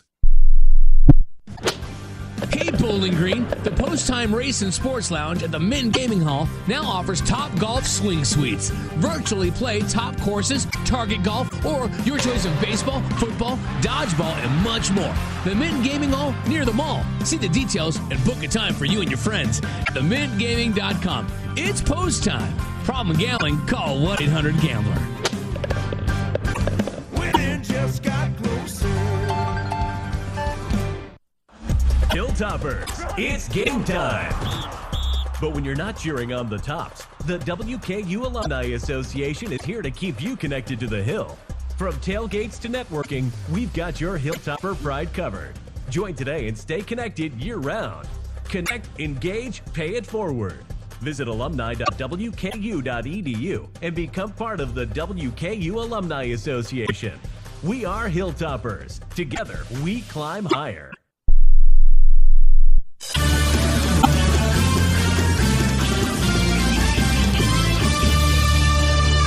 On and off the field, Atmos Energy is a huge fan of the Hilltoppers and the communities they serve. Their employees live here, support local causes, and cheer for their favorite teams. Atmos Energy is proud to be part of your community and to be your natural gas company. The injured Hilltopper is Kylan Guidry. The good news is Guidry walked off the field under his own power. Yeah, I'm glad he's because he's very vital for that defense. So hope he's okay. He'll get back, and I don't know if he's under concussion protocol or whatever, but I'm seeing him walked off on his own, so that's great. Anthem Insurance wants you to know among the $61.2 million Medicare beneficiaries in traditional Medicare, 89% of those people have either a Medicare supplement or an Advantage plan. Last year, 54% of those eligible for Medicare with both Parts A and B were enrolled in an Advantage plan. 42% enrolled in Medicare supplement plan. Open enrollment for those with Medicare right now if you'd like to make a change or see if you're in the best plan for 2025 because things change. New rates and drug prices are different. You always need to contact your local agent or find a local agent so they can do all the work for you. They don't charge you a dime for it. They'll help make sure you're in the right Medicare plan. Open enrollment started on the 15th, and it goes through December 7th. We would love to help you. Just give us a call. Okay, here we go. The orange-clad Bearcats, white jersey pants, the orange jersey and the orange helmet set up shop on 2nd and 10 at the 37-yard line. And Terry and Thompson out of the timeout. Terry is in at nose tackle. Marcus Patterson now comes in at defensive end. And Sebastian Benjamin taking over for Guidry, who left the game. Yeah, so what they're doing is, I like about them substituting and bringing a lot of different players in. Carson Hall, the defensive line coach, feels like it pays off in the fourth quarter. Against a down 3, Watson fires over middle to traffic, and right there is linebacker Chandler Matthews, great in pass coverage. He makes a stop after a short toss of 3. It is now 3rd down and 7. The Bearcats quickly on the line of scrimmage. Yeah, this is when they come with their check with me.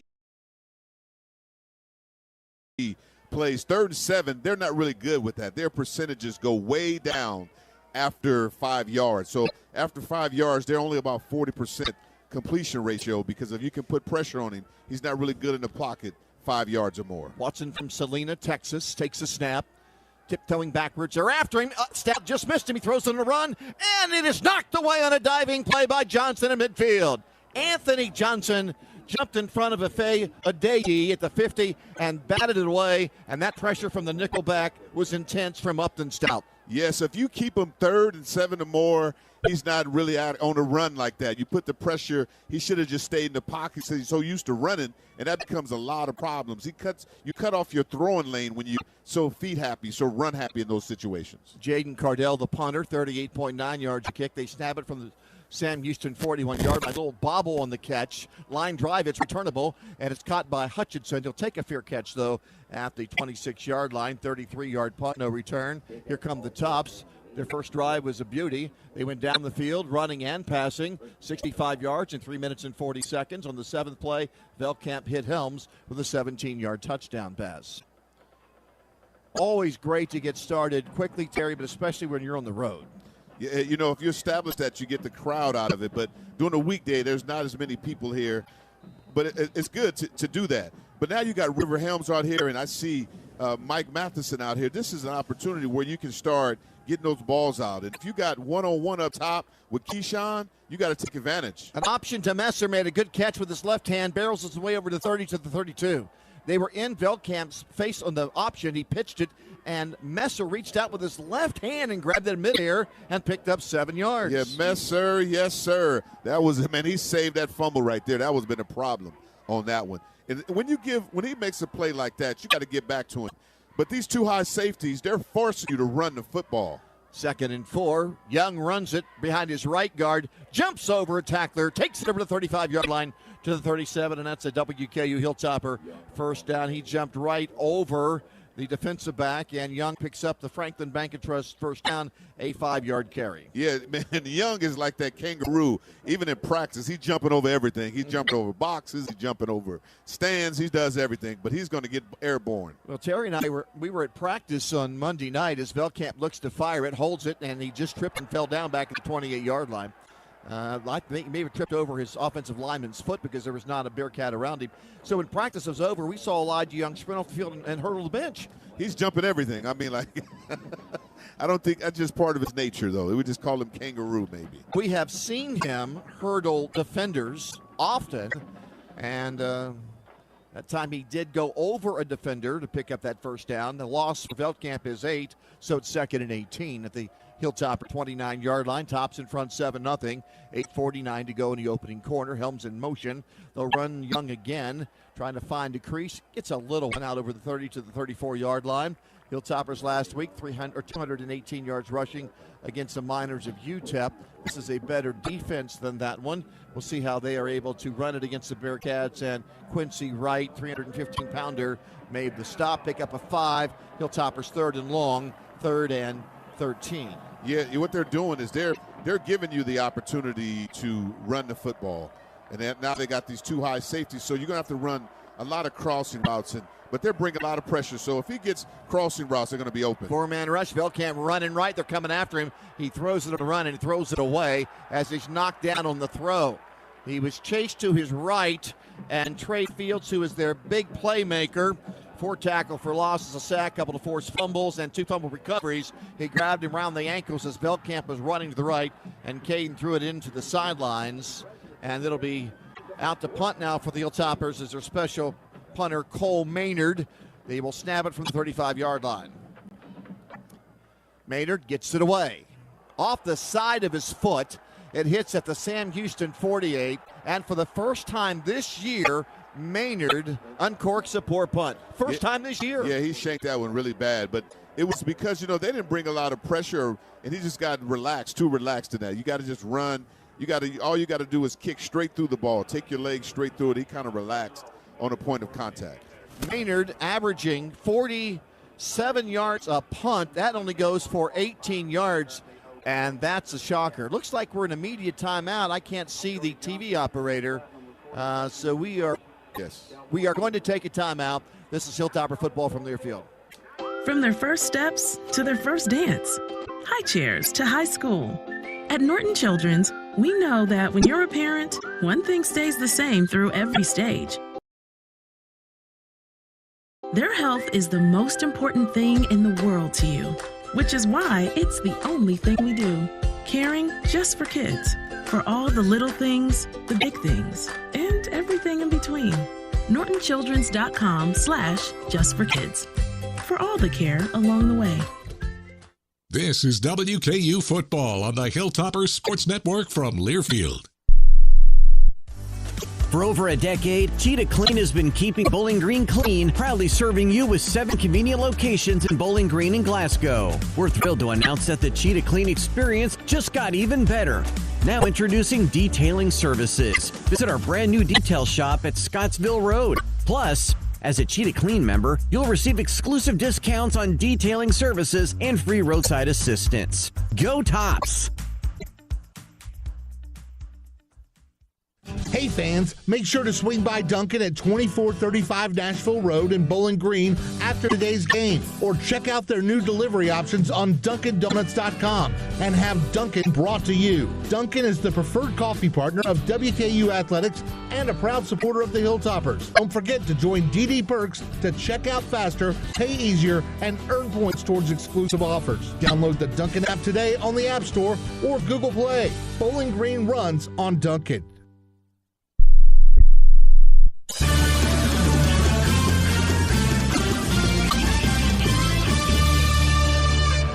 7-0 Hilltopper lead. Jared Holland, I guess one time every 7 games, it's okay maybe if Cole Maynard shanks one. Every now and then it's going to happen. It happens to the best of us. Obviously, he's had a good season so far, but unfortunately there. But what I got to tell you is one of the keys of the games we talked about for the game was the line of scrimmage. And through these first 3 series, I got to tell you both the offense and the defense are winning the battle of the line of scrimmage. That was an unfortunate offensive series there but I got to tell you, they're not getting much pressure on Caden Belkamp right now.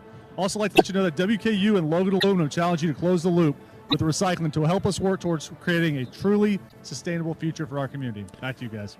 Tops up 7-0, 7:56 to go here in this opening half. SA Recycling is where scrap equals cash. They'll pay cash for your copper, aluminum, scrap, steel, and old cars. Find them online at sarecycling.com. SA Recycling, where they crush the competition. Bearcats, outstanding field position just off their orange logo at the 48-yard line. Belkamp to Helms, touchdown pass, provided Hilltoppers an early lead. Sam Houston's had some good comebacks this year. A great comeback to win a 1-point game against Texas State down in San Antonio. Watson in the gun, snapping it is Hagler. And here is a run to behind the left guard by DJ McKinney. Short pickup, maybe 3.5. He does cross the 50-yard line to about the 48.5-yard line. Middle linebacker, Darius Thomas on the stop. Called second. Long 6.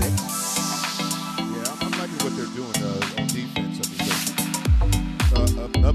Stout is doing is playing like a rover back. Here's a jet sweep from left to right, and it's broken down inside the Hilltopper 40 to the 35-yard line.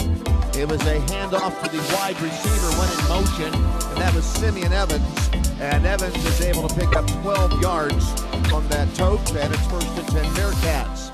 Watson rolling right, heaving it to the sideline, tight coverage, and batted away right at the yard marker by the Hilltopper corner. And that's a really good cover man, Anthony Johnson. That's his second breakup today. Anthony Johnson had very good coverage. You know what? 95% of the time with Sam Houston, after a big play, they go tempo. They go on the ball immediately. So they got to be aware and comfortable and know what's going on. This formation, 75% right now is Houston.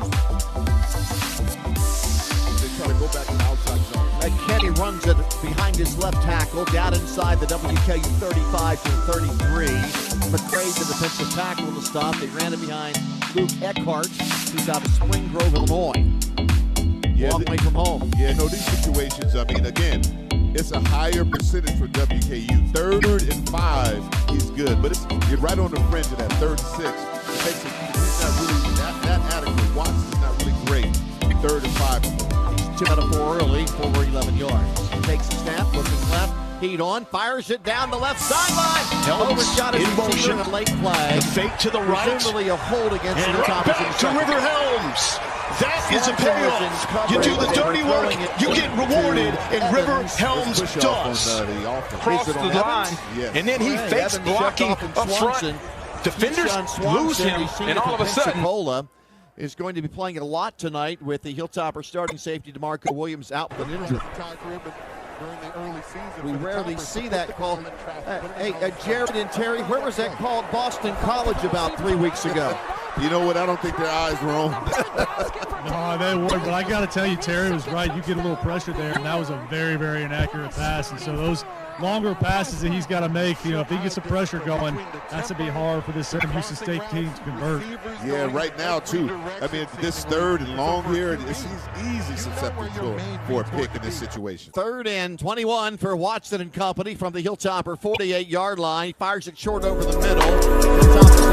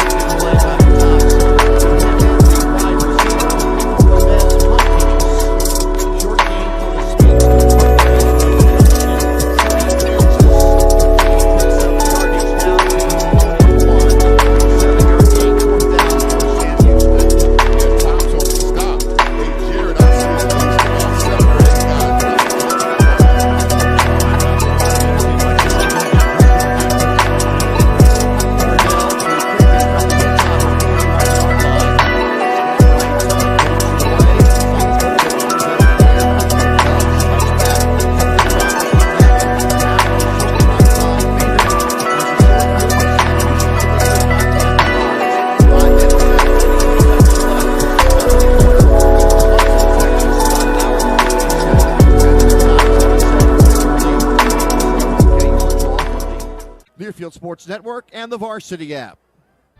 This week's charity champion is the Stuff the Bus Foundation of Southern Kentucky. Stuff the Bus works to make sure that every child can have the essential school Matt, supplies Georgia doesn't want to lose two of these three game of the centuries. Remember 2 weeks ago when they lost to Alabama, and another loss would almost be incalculable. To think about Georgia, the team that the Southern Kentucky community donates. Learn more and donate online at stuffthebusky.com. Houchins Industries and WKU are proud to recognize the Stuff the Bus Foundation of Southern Kentucky as a charity champion.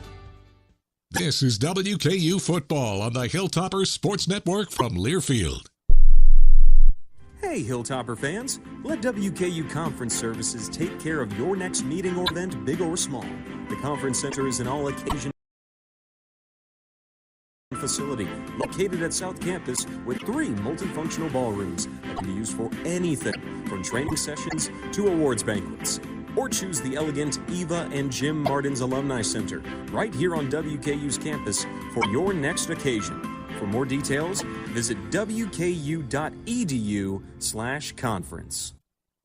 Wright Implement has been dedicated to serving Kentucky and southern Indiana with great John Deere quality mowers, gators, large and small tractors, ag equipment, compact construction equipment, generators, and more since 1936. We have steel chainsaws, blowers, and line trimmers, and of course plenty of John Deere apparel for mom and dad and toys for the kids. Please stop by one of our 15 locations throughout Kentucky and southern Indiana or visit us online at wrightimp.com. Wright Implement.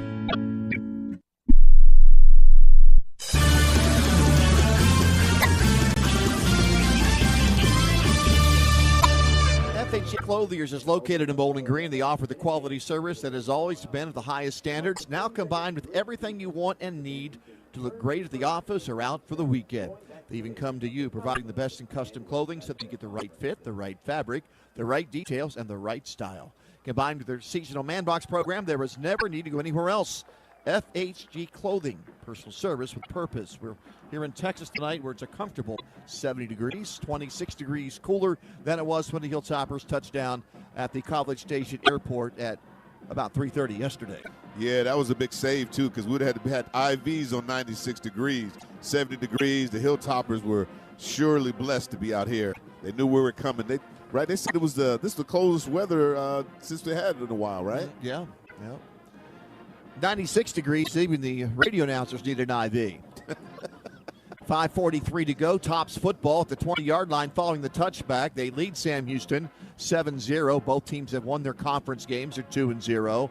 They are 2 of 4 teams in the conference to win their first 2 games. The other 2 are Liberty and Jacksonville State. Thriller last night in the conference. New Mexico State in double overtime beat Louisiana Tech. And then in a game which was not a thriller, sort of a snoozer, Middle Tennessee beat Kennesaw State 12-5. I didn't understand. I'm sorry, 14-5. But, what did you know about the Louisiana Tech? You was knocked out, man. I don't think you even looked at the game last. I recapped it when I awoke this morning at 4 a.m. because I went to bed too soon at 10:30. I paid for it. Okay, first down 10 Tops at their 20-yard line. They send Helms in motion from left to right. Lines up right behind the right tackle. And Veltkamp fires it over the middle to the 30-yard line. It's a gain of 10. Veltkamp was knocked backwards after that pass, but he hummed it right in there to the chest of Johnson. And Keyshawn makes a catch. It's first and 10. Yeah, Keyshawn Johnson is a real physical player. He almost give you another tight end out there, underneath.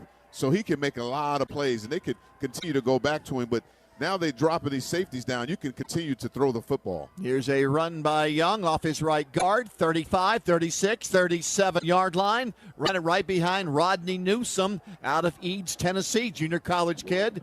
And that is a gain of 7 for Elijah Young, who has opened up with 25 yards on 5 carries, second and 5. They switched on you. That's number 9. Okay, they've got to Hart in there. My apologies. Hart running. Veltkamp dumps it to Hart, makes a catch at the 32. He goes to the outside to the 38, and Hart makes it to the 40. And it's going to be a face mask on the tackler. So the Hilltoppers will indeed pick up a first down on that face mask on Jalen Jimerson. And I like what Jared was talking about earlier. This offensive line is making things happen. They know what's going on. They're just so physical at the point of attack right now, and I'm excited for what they're getting ready to do. And after this, we call sudden change. I mean, you know what? you can put anything on it right now. Coach Heldon and Coach Friend will go for the juggler after a play like that. I mean, sudden change, they like to hurt you in this situation. 3-yard gain, 15-yard infraction with a face mask. And the Hilltoppers with Wimberly over the ball. It all starts with that center snap. He's out of Dixie Heights High School at Edgewood, Kentucky. He'll snap it from the 46-yard line of Sam Houston. They will toss it and end around to Matheson. It's played nicely by Sam Houston, and he's going to lose about 6 yards. So they flipped it to Matheson on an end around or a jet sweep. Take your pick on the way you describe that. Put a title on that play, but nonetheless, it loses 5 yards on the play. Yeah, Sam Houston knew exactly in that situation was more trickeration, and they were set up for that. But they were trying to make a big play happen. Coach Friend and Coach, they know when they have an opportunity like that, they're trying to make plays. But I see one-on-one. Messer with the safety. I don't think this safety can cover Messer. 2nd and 15. Run by Young to the left. He's hit in the backfield, and he's make that heart, and he's thrown backwards. So he'll lose another yard. Jalen Jimerson is the one who drops him backwards. 5'10" senior. And the Hilltoppers thought he will take advantage, at least yet, of that 15-yard penalty. And he loses another yard, and it's 3rd down at 16 for the Tops. Yeah, that was a great play by Sam Houston on that. They got a lot of speed on the outside. We talked about that. Hilltoppers trying to run wide twice. It did not work. 3rd and 16 from the Hilltopper 47-yard line. Sam Houston looks like they're going to bring more than 3. They're a down 3 front. They have maybe 5 who will be coming in.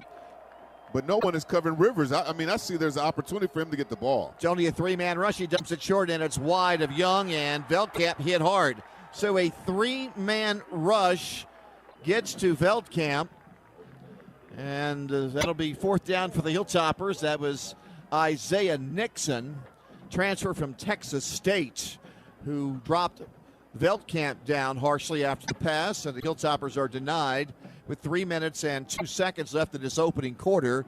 WKU leading Sam Houston 7-0. They will snap it from the 47, and Maynard puts a foot on the ball and drives it over near the sideline, bouncing at the 23 and rolling sideways. Once again, not the best of kicks. That's only 30 yards off the foot of Cole Maynard. Maynard coming in averaging 47 yards per punt, has an 18-yard punt and a 30-yard punt. Yeah, maybe it's getting really cold, or maybe his legs getting cold. This is the coldest temperature we had so far. It'll be at the 23 for the Bearcats. 1st down and 10. 2 minutes and 53 seconds left in the opening quarter. The Tops are leading Sam Houston 7-0 on the Veldkamp touchdown pass to Helms. Option run by Watson, the quarterback, around the left side. 25-30, chased out of bounds at around the 40-yard line by Devontae Matthews. Watson averaging per game this year 62 yards on the ground, 9th best in college football from a quarterback. Yeah, he's going to run the football. That's his deal. Your own traditional sprint option on that one. And we're going to have to make sure we can contain on that. If not, he's going to have a long day running the football. 15 on a carry by Watson. 1st and 10 Bearcats. Razzle-dazzle into round in the backfield to slow it down is Patterson. But he's going to break a tackle, get up the sideline, and pick up some positive yardage. They had Humphreys reeled in, but he was able to sidestep Patterson, and that fleet-footed Humphreys broke it to the outside and actually picks up about 7 yards. Yeah, Patterson did his job, though. When you get a chance to, when he slows his feet down, there's got to be other people rallying to the football. You can't do it all by yourself. Patterson from Crestview, Florida, highest point of any city in the state of Florida. There's a run by Watson as he fakes a dive. He takes it to the 50, and Watson picks up 5 yards, and the Bearcats have their 4th first quarter first down with 1 minute and 53 seconds left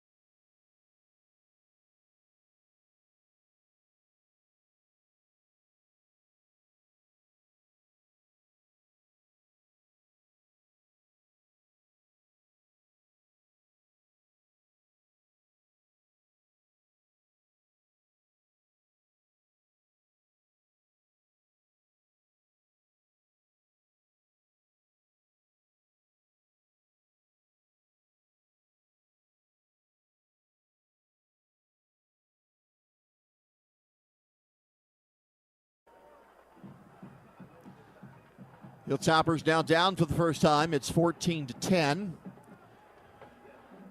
This is a team that the Hilltops have not given up, sustained drives in the recent weeks, but they've given up some big plays here in the last couple of weeks. So here and there, they've given up 2 tonight. 38-yard run after a short pass, and now a 50-yard run after a short pass. And with 8:46 to play in this first half, it's Sam Houston in front, 14-10. Yeah, in that situation, when you bring in pressure, the corner's got to know that the ball is going to be released quick and anticipate that and looking for the ball to come out of the quarterback's hand immediately.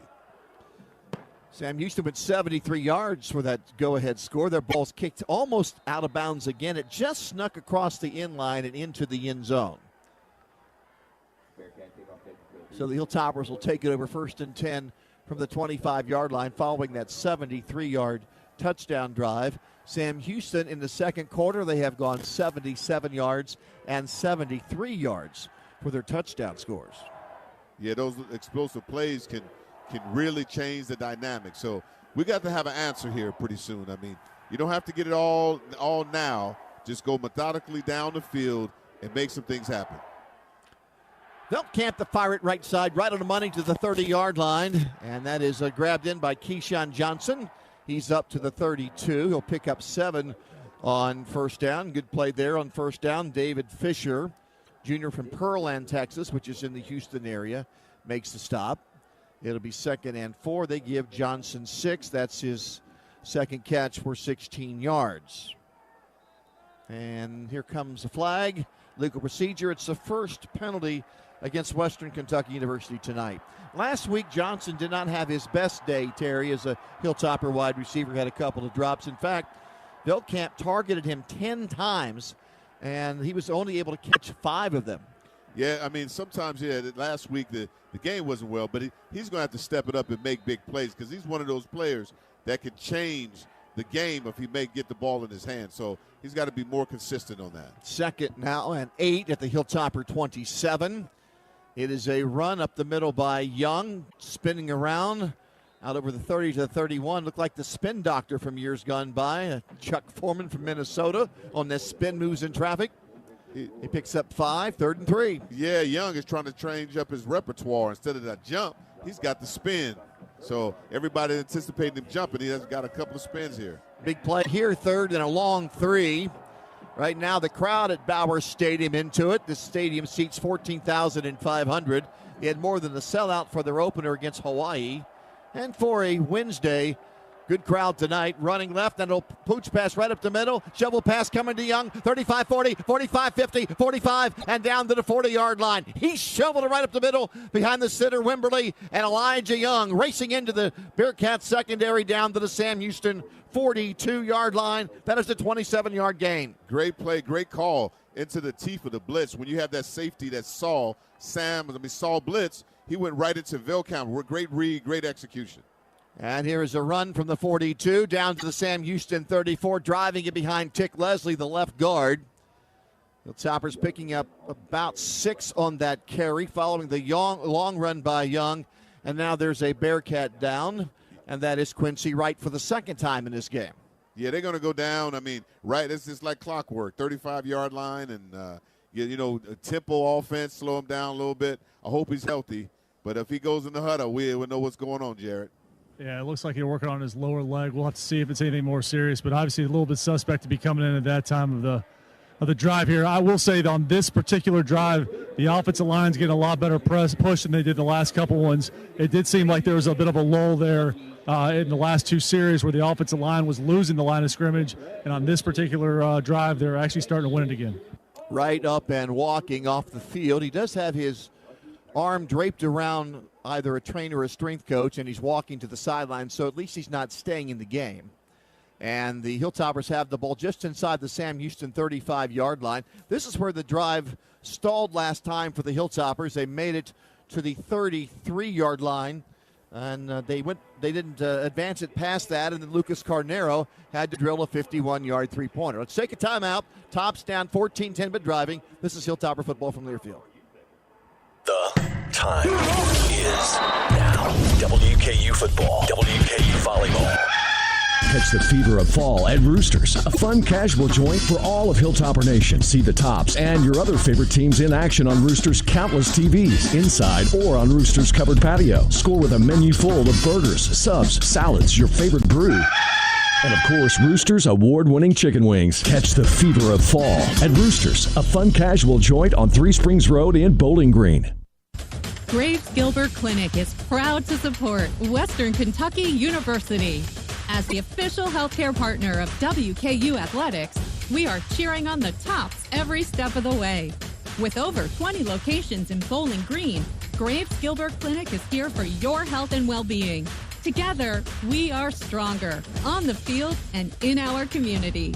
Stand up and cheer, Hilltopper Nation. WKU is home for big dreamers, for those who shape the future, who set their sights high, accept challenges, fuel their passions, for those with a desire to create a better tomorrow. You don't come here to prepare for one thing. You come here to prepare for everything. You belong on this hill, where we engage, learn, grow, and celebrate together. Climb with us at Western Kentucky University.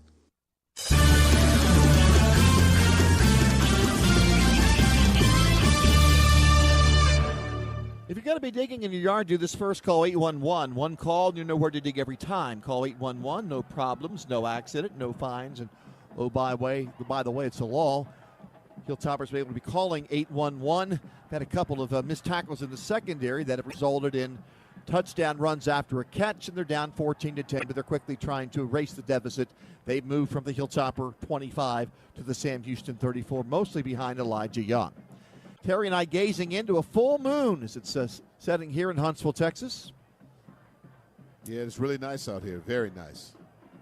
Game time temperature was 76 degrees. 70 degrees at game time. Here is a run off right guard by Elijah. And he will take it, I believe, for the necessary yardage. He only needed about 2.5. Running behind Marshall Jackson. Guess who's back in the game? Denver Warren, who has been out once with an injury. He's back in and running around spryly right now. It's shy of a first down. Young picked up 2, and it is 3rd and 1. Veldkamp has had 2 quarterback keepers for first downs. The last time he sort of went in head first, Terry, and was smashed, but picked up the first down. Timeout now by the Hilltoppers. They want to talk it over. Offensive coordinator Will Friend and head coach Tyson Helton.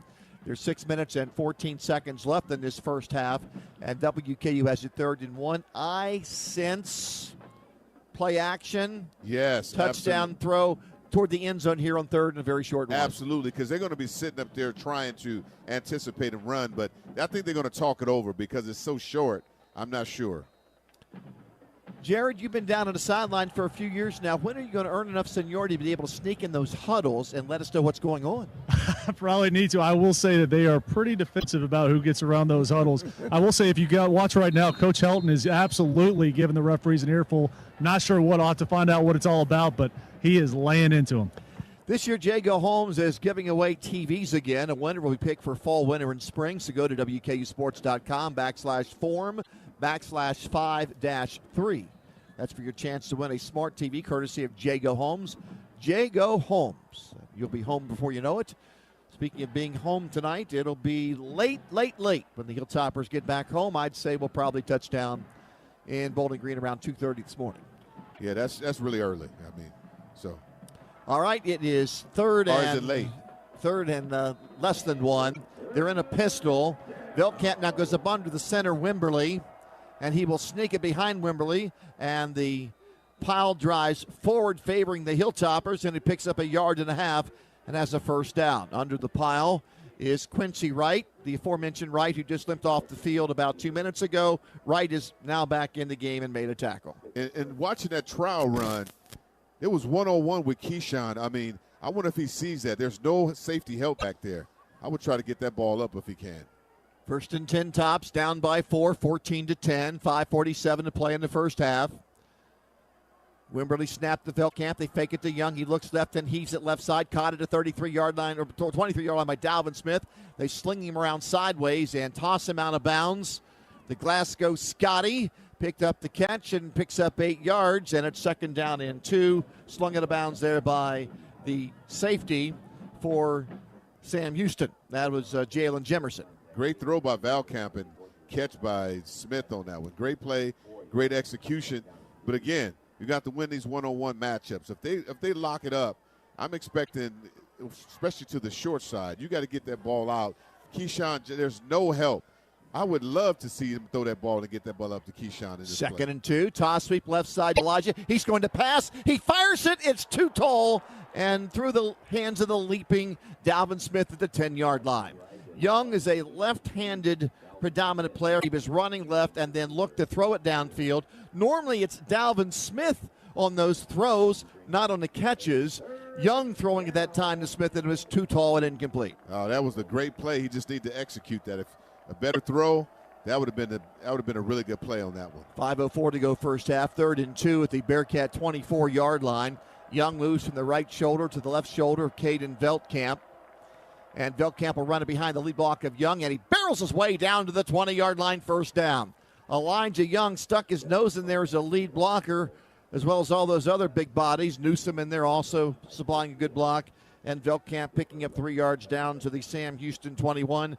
1st and 10 tops. It's their 13th first down against this Bearcat offense. Or defense, rather. Yeah, Sam Houston in this situation, they love to bring, like about 60% of the time, they bring everybody down, even the safety. So you're going to have the underneath routes on this one. Helms setting up behind the left tackle. Trayvon Taylor has been a star this year. Caden looking right.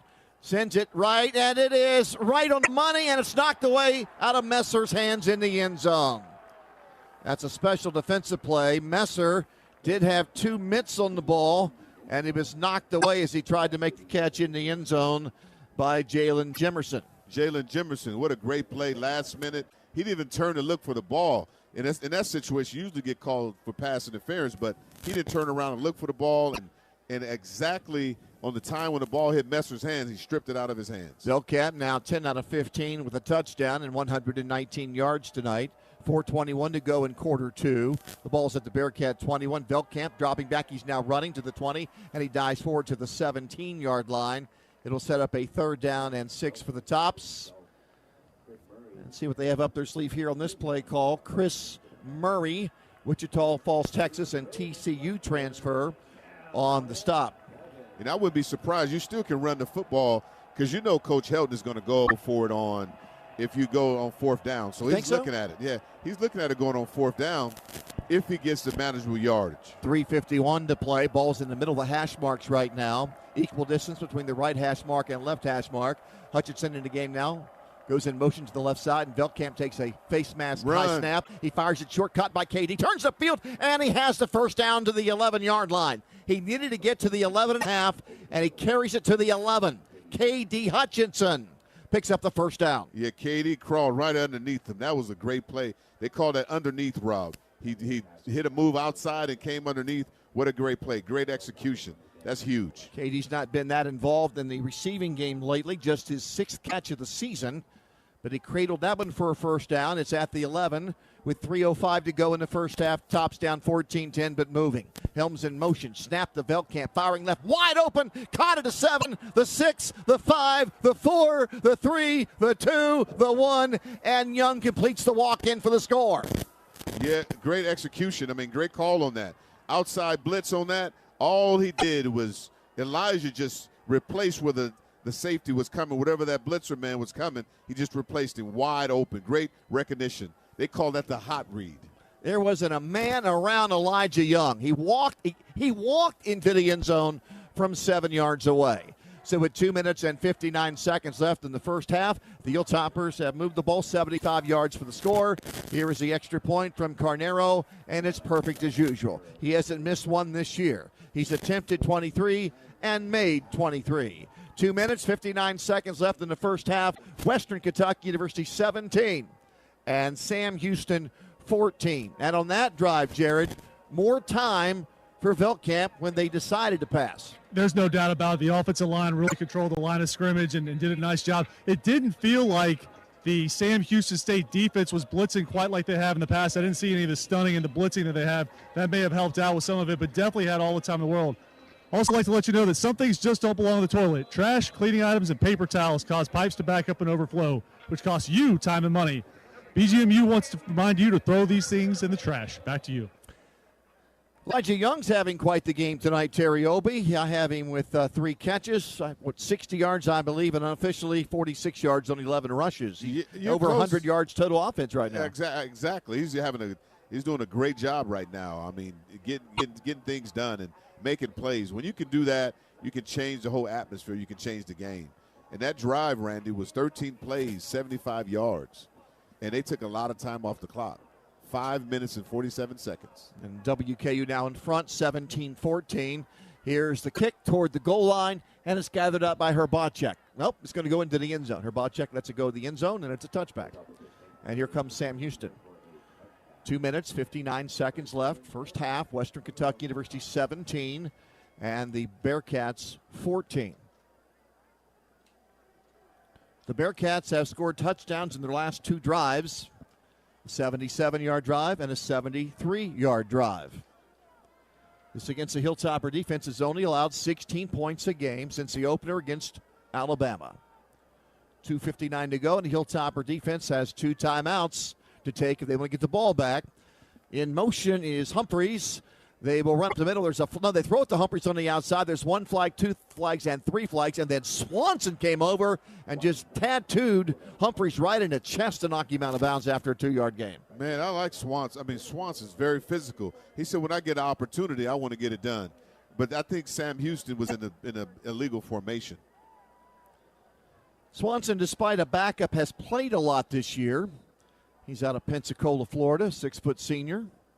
He played 4 years at Troy. And it's hard to imagine. Troy's only won 1 game this year, Terry.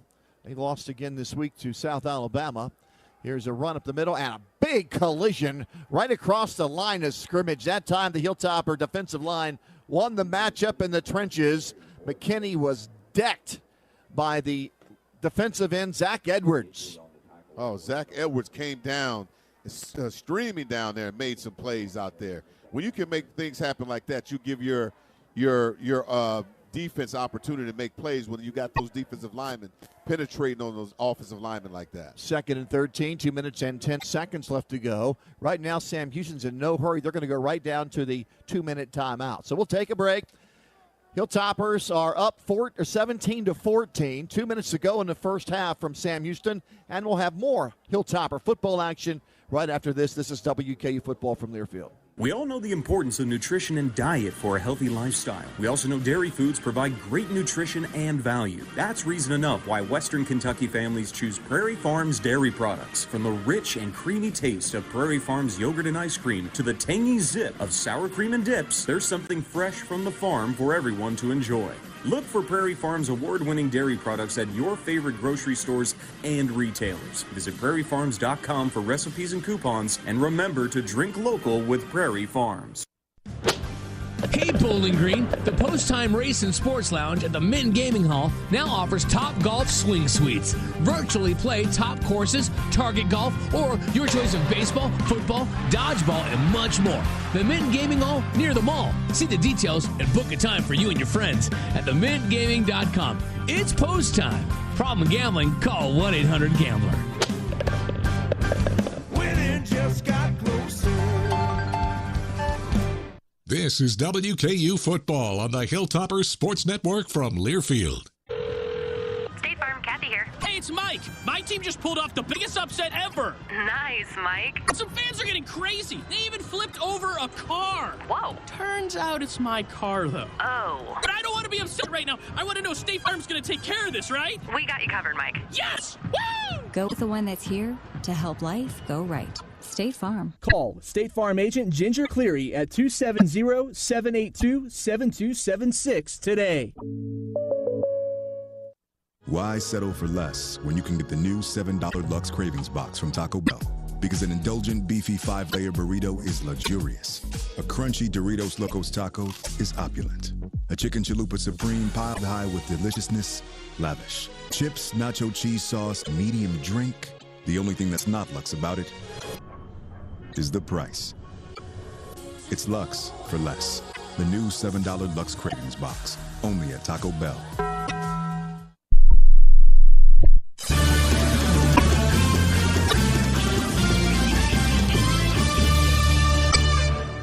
How would you like to be able to listen to us while synced up to your TV in the comfort of your own home? It's very easy to do. Go to syncmygame.com. That's sync, S-Y-N-C, my, M-Y, game, G-A-M-E.com. You can find out how. Right now the Tops are winning 17-14. There's 2 minutes to go in the first half, and Sam Houston has the ball at their own 22-yard line. Terry, do you think they'll be conservative if they do throw the ball up in the air? Yeah, second and 13.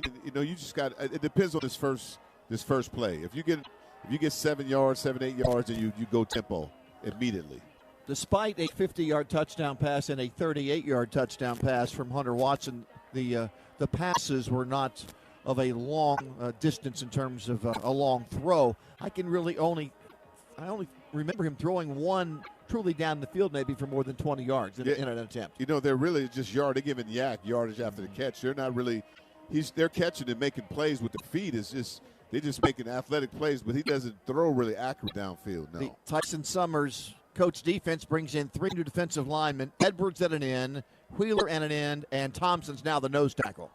It's a 3-3-5 look on 2nd and 13 for the Bearcats. And we're bringing a lot of pressure too, and then trying to come out of it now. Design quarterback draw over the 25 to the 27-yard line. So they were just going to run it. The Hilltoppers will take a timeout. Wrestling the ball away from the prone Hunter Watson is linebacker Chandler Matthews, but he was down. So the Tops now have one more timeout to take after the gain from the 22 to the 28. It'll be 3rd down and about 5. And the Tops have taken a timeout. Yeah, in that situation, so 3rd down and 5, they got a better percentage in that situation, Sam Houston does. They have to get to the 35. Actually, it's 3rd and 7, Terry. My apologies. The ball's at the 28. They must get to the 35. So it's 3rd and 7. That changes things. That changes a lot. I mean, those 2 yards is a big difference right now. You just got to make a play. Here we go again. You got to make a critical play. They're calling the right defense. You're in the right positions, but you have to make a tackle now. This is really important to get the ball back and a potential score. When you hire the skilled union contractors of Louisville's Local 502, you're getting the best plumbers, pipe fitters, welders, and service technicians in the industry. Get the job done right the first time, Local 502. Find them online at lu502.com.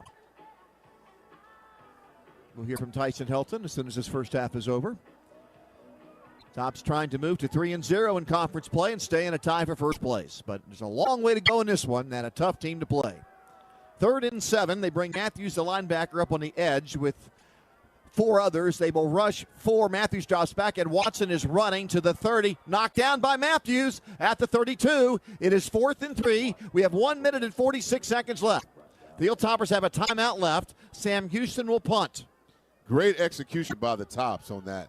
I mean, when you make those plays, like they're great defense, like even before. If you make that happen, that's what could happen. And usually with sure tacklers, those last 2 touchdowns on 3rd downs we didn't do as well. Cardell will be the punter, and Sam Houston's going to take as much time off the clock as possible and give the Hilltoppers as few time as possible, but they do have a timeout. The Tops elected to get the ball back with a timeout rather than taking a timeout and getting the ball back with no timeouts, Terry. Yeah, really smart. I mean, they can score. I mean, you're not that far. You got 1:08.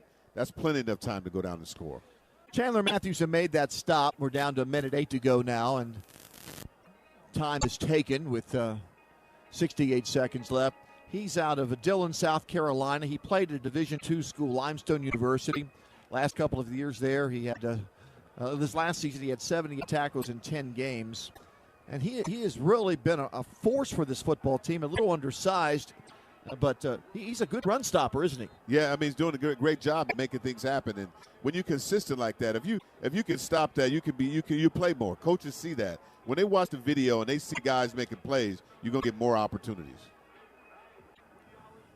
Matthews is from the hometown of Dillon, South Carolina, that is famous for the Dillon Marriage Chapel.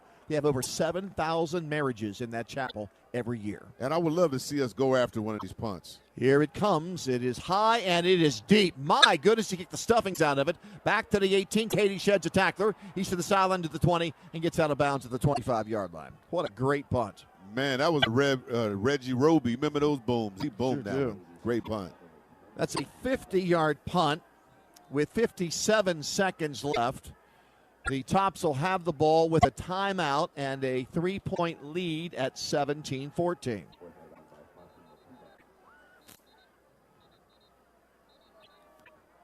Whistles continue to be blown. Sound like a school patrol, Terry. Yeah, exactly. They were trying to get the guys away from each other. Okay. Seemed like there was a lot of trash talking going on there, but I think the referees got that under control. And again, I can see Keyshawn is one-on-one. I am surprised that they're locking one-on-one and giving us the opportunity to get the ball. Three-man rush, dumps it short, caught there by Hart. Nope, that was Johnson. 3-yard gain. So Keyshawn upended his head, or his heels went over his head as he was somersaulted at 2nd down and 7. There's 43 seconds left to go in the first half. Hilltoppers can stop the clock one time. Snap to Veldkamp, looks left, fires left to the sideline. Caught, hard tackle, out of bounds, 1st down. Clock is stopped at the 33. Yeah, that was Michael. He got to catch that with his hand. Did he drop it? Matheson, yeah. I did not see that. So Matheson had it knocked away from him, and it is 3rd down and 7. Matheson's not been involved tonight. He's had 1 jet sweep, no catches. And they're pressing us. I mean, they're daring us to throw the ball deep. I mean, they're giving us the opportunity. They're locked in. Get the ball up. Skyler Cassidy, the defensive coordinator, is the youngest defensive coordinator at the FBS level. He's 30 years old. Here's a snap. Veldkamp will run it. He's to the 30. He's to the outside of the 35. He creeps out of bounds to the 37-yard line, and that's a 1st down. He needed 7, and he picked up 9. 27 seconds are now left in the first half. So right now you got a plan to get a field goal. You need to at least get to the 30-yard line if you can. Right now the Tops are at the 36, so that would be about 34 yards to get to that distance with 27 seconds left in a timeout. But I am so surprised that Sam Houston is playing so tight on the corners. 3-man rush. Veldkamp throws it short. It's Hart with the catch. Broke 1 tackle, gets out of bounds after picking up only about 2. It is 2nd and 8. Now we have 20 seconds left in the first half. Second catch from Hart tonight. Veldkamp now 14 out of 20. 141 yards and a timeout taken by WKU with 20 seconds to go. And there is a player Injury down, timeout. and that is a Bearcat who is down. So yet again, a Bearcat has fallen prey, and he is down on the turf. And we'll see the designated players who have been going out with injuries tonight have been Denver Warren and Quincy Wright. Let's see if this is a different player. Seems like he's going to get up pretty quick. That is a different player. That is Javon Leon, who's out of Houston.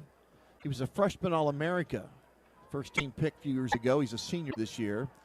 And now Leon is getting up. And he will walk to the sideline. Tyson Helton wants a rule to be put in college football when there's an injury timeout and a trainer or doctor goes out on the field. That particular player cannot go back in the game during that series. Absolutely. I mean, you should be able to go this series. I mean, then you would see who's really going to do it, who's not doing it, or what they're doing it for. Yeah. WKU football brought to you by Stuart Richard Service Group, your one-call solution. I would even go a step further. I would like to maybe say the quarter, but he felt that was a bit extreme. Yeah. I mean, the series. I mean, that's talking like a true coach. Mm-hmm. But I would love to see Keyshawn. I mean, they're on our corners. They're on our receivers. They're going man on man and not allowing us to get the ball deep. 2nd and 9, fired to Messer over the middle. He's to the 45 to the 47-yard line. Messer picks up 9. 15 seconds are left. That is a Hilltopper 1st down. And for Messer, that is his second catch for 23. Clock is now starting, and whistles are blown. The ball's at the 46-yard line. It's now down to 13 seconds. Crowd booing. They are telling the scoreboard operator to put the clock back to 15 seconds. So they're waiting for that to happen. They're coming in and telling Wimberley not to snap the ball yet until the scoreboard operator puts those 2 seconds back on the clock. 46-yard line for the Tops. They lead it by 3. Scoreboard still shows 13 seconds. Now they put up 15, and they wind the clock, and Belkamp is passing. He's rolling left. He's headed to the sideline. He will fire on the run, and he throws it away. 8 seconds are left, and it's 3rd and 9 here in the second quarter. Yeah, I mean, the fans are a little complaining there because it allowed WKU to have a timeout on that and not run the clock out. 3rd and 9 with, or 2nd and 9 rather, and now there's another Bearcat down. So let's see who has fallen prey again this time for Sam Houston, and that will be their safety, Jalen Jimerson. So Jimerson is now lying down in the defensive backfield, and the trainers are out there to accompany Jimerson off the field. It's interesting. I wonder if they... this is not interesting. I wonder if coaches have a signal to go down. I don't know, but this just seems so obvious on this. You got guys getting up. I mean, I don't know. We shouldn't play. If he heard, I understand. Hey, Jared, chime in on us. What do you? I mean, they're really getting hurt and jumping right back up immediately. I mean, here's the thing. It's something that's got to be addressed. I think we all agree. The referees and the officials on the field, there's nothing they can do about it. They've got to take it at face value. But I do agree. It is very, very suspect that, especially on some of these drives or the toppers that had momentum, that you have these injuries and then the players are coming in, a few plays later. So. Again, kudos, I guess, to Sam Houston State for taking advantage of the system, but it is very, very suspect. I'm just guessing that's the 6th player to go off the field and then come back on. Yeah, that's the same player more than once. I'd say it's happened 6 times in the first half. Yeah, they're doing it. They're doing it a lot. So there are 8 seconds left, and the Hilltoppers have the ball at their 46-yard line. You know, and instead of having a timeout, you can put your hands team on it. I guess that's what they try to do. Wimberley snaps it to Caden. Rolling left, setting his feet. Hums it down the left sideline, and it is incomplete at the 20. He caught it. It was tipped, and Matheson made a catch. Holy moly! The ball went through the Bearcat player's hands. Matheson made the catch at the 19-yard line, but the first half is ended. No time left, I don't believe. The Bearcats are sprinting to the locker room. The Hilltoppers are still in their sideline. The pass was tipped by Weaver. It was caught by Matheson at the 19-yard line. And that is our Embassy Suites move of the game. Wow. However, no time left. What a crazy way to end this first half on the last play. We'll head down now to Jared Holland, who has a lot to talk about. Tyson in a hurry to get to the locker room, and let's see what Tyson has to say about this crazy first half. Thanks, guys. Down here with Coach Helton. Coach, the Toppers have had opportunities in all 3 phases of the game. It just appears that there's been times in the first half where there's been troubles with execution. No, I think we're playing 2 good football teams that are playing good football. I don't think there's lack of any execution. I think it's 2 good football teams playing. We got to regroup in the second half. I don't see anything wrong that any football team's doing on all 3 phases. We need to play our best football in the second half. You heard it from here, guys. Back to you. All right. Coach Helton had his jaw set, didn't he? So we will go to halftime. Western Kentucky University 17 and Sam Houston 14. This is the Hilltopper Sports Network from Learfield. If you hadn't been to Colton Steakhouse and Grill, what are you waiting for? Okay, maybe you need a special reason. Well, here it is. Our sizzling signatures. There's the Hawaiian ribeye, marinated for 72 hours and topped with fresh grilled pineapple. Or how about our Del Rio ribeye, topped with melted ancho chipotle butter and crispy onion tanglers. Both these mouthwatering sizzling signature ribeyes are available right now. Colton Steakhouse and Grill, where we know what's at stake. In Glasgow, Campbellsville, Radcliffe, and Bardstown. Attention WKU alumni, show your Hilltopper pride with the official WKU Athletics debit card from South Central Bank. Whether you're supporting your alma mater or making everyday purchases, your WKU debit card lets the world know you're a proud Hilltopper alumni. To get your WKU debit card, visit one of our South Central Bank locations today or visit us online at southcentralbank.com. South Central Bank is proud to be the official bank of WKU football. Member FDIC, Equal Housing Lender. This is WKU Football on the Hilltoppers Sports Network from Learfield. Hey Bowling Green, the Post-Time Race and Sports Lounge at the Mint Gaming Hall now offers Top Golf Swing Suites. Virtually play top courses, target golf, or your choice of baseball, football, dodgeball, and much more. The Mint Gaming Hall near the mall. See the details and book a time for you and your friends at themintgaming.com. It's post time. Problem gambling? Call 1-800-GAMBLER. Winning just got closer. Blue Moon Sanitation provides clean, friendly, and dependable sanitation services at a competitive rate. We proudly offer the newest inventory in units and trailers in the area. For job sites, small and large, we keep in stock multiple portable toilets and roll-off open-top dumpsters and compactors. Blue Moon also provides residential garbage services in Warren and Allen counties. We want your stinking business. Go to BlueMoonSoki.com to learn more about ours. Blue Moon Sanitation, the official porta potty of WKU.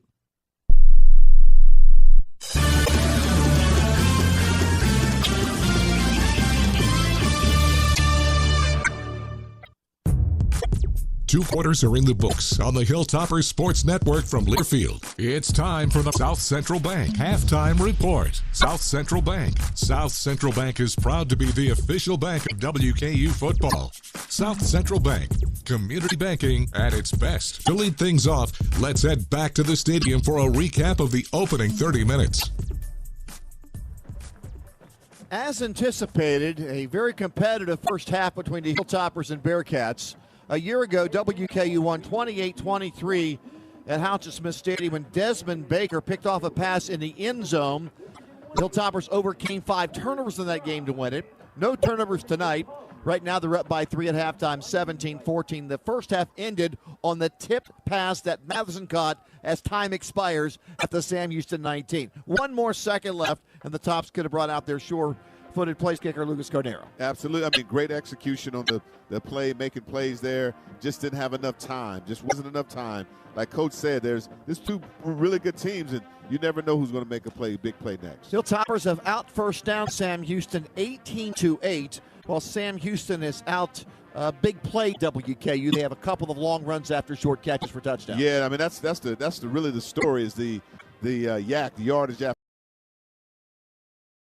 the catch. When you make those explosive plays, you can change a lot of things. But in the pregame, we talked about you got athletes in this area. I mean, you got guys from Texas that can make plays and make things happen. They were very explosive. I mean, sometimes when you have things to do, but when you got players on the field, it makes a big difference. 112 high school football seniors a season ago within an hour of this campus signed an FBS college scholarship. So it's a fertile ground to recruit from. And the Hilltopper coaching staff was down here recruiting this week. Yeah, they know, and Coach Helton knows what he's dealing with, because these players, they on scholarship too, and they're making plays. And when they catch the ball, it's hard to tackle them in space. And sometimes you try, but when you got somebody better, unfortunately, that's how it goes sometimes. Terry, the big stat, if this continues, the Hilltoppers are going to win this game. They have run the ball. They have had 22 more plays from the line of scrimmage in Sam Houston, 47-25. It has prevented Sam Houston from the running game, taking time off the clock, and keeping the Hilltopper offense on the sideline. I totally agree with you on that one. If this game continues to be like this, Sam Houston is not really going to throw the football and come back and win this game. The first half, they got opportunity to make those explosive plays, but I would give them that. I would give them, if they can do that, I don't think they consistently do that the entire game. Great job by holding the football and keeping the football by WKU. Western Kentucky University 17, Sam Houston 14 at halftime. The next game for the Hilltoppers on the 30th, back home against Kennesaw State. Remember, it's blackout night, and the kickoff time from Houchin-Smith Stadium is at 6:30. Henry Davis takes you the rest of the way on our halftime show. Hilltoppers up by 3 at the half, 17-14. This is the Hilltopper Sports Network from Learfield. Whoa. Before you use that backhoe, where's the gas line? And where's your wallet? Because you hit a gas line and it's going to cost you. Not to mention that it's also very dangerous. Okay, now, where's your phone? Good. Call 811 before you dig. One call, and you'll know where to dig every time. So call 811. No problems, no accident, no fines. Oh, and it's the law.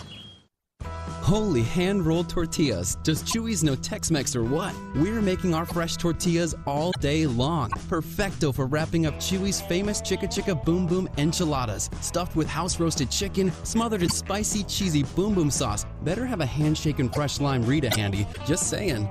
So gather up your family, but only the fun side of your family, and let's eat and drink and eat some more. It's so mucho for so little, yo. Chewy's.com will show you where to find us. See y'all at Chewy's. This is WKU Football on the Hilltoppers Sports Network from Learfield.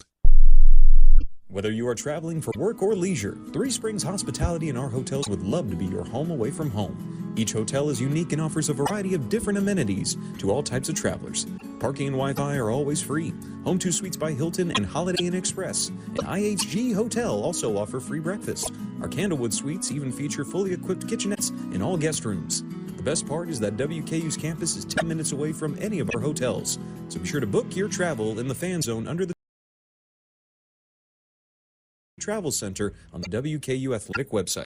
Since 1973, you've trusted Stuart Ritchie and its focus on quality and service. That same commitment resonates through the Stuart Ritchie Service Group, which offers plumbing, electrical, HVAC, refrigeration, and fire protection under one trusted name. Available 24/7, the Stuart Ritchie Service Group serves Hilltopper fans at their home, business, and facility through their fully insured staff of trained technicians. With financing now available, there's no need to worry when a major repair or replacement is needed. Stuart Ritchie will be there to take care of you. Stuart Ritchie Service Group, your one-call solution.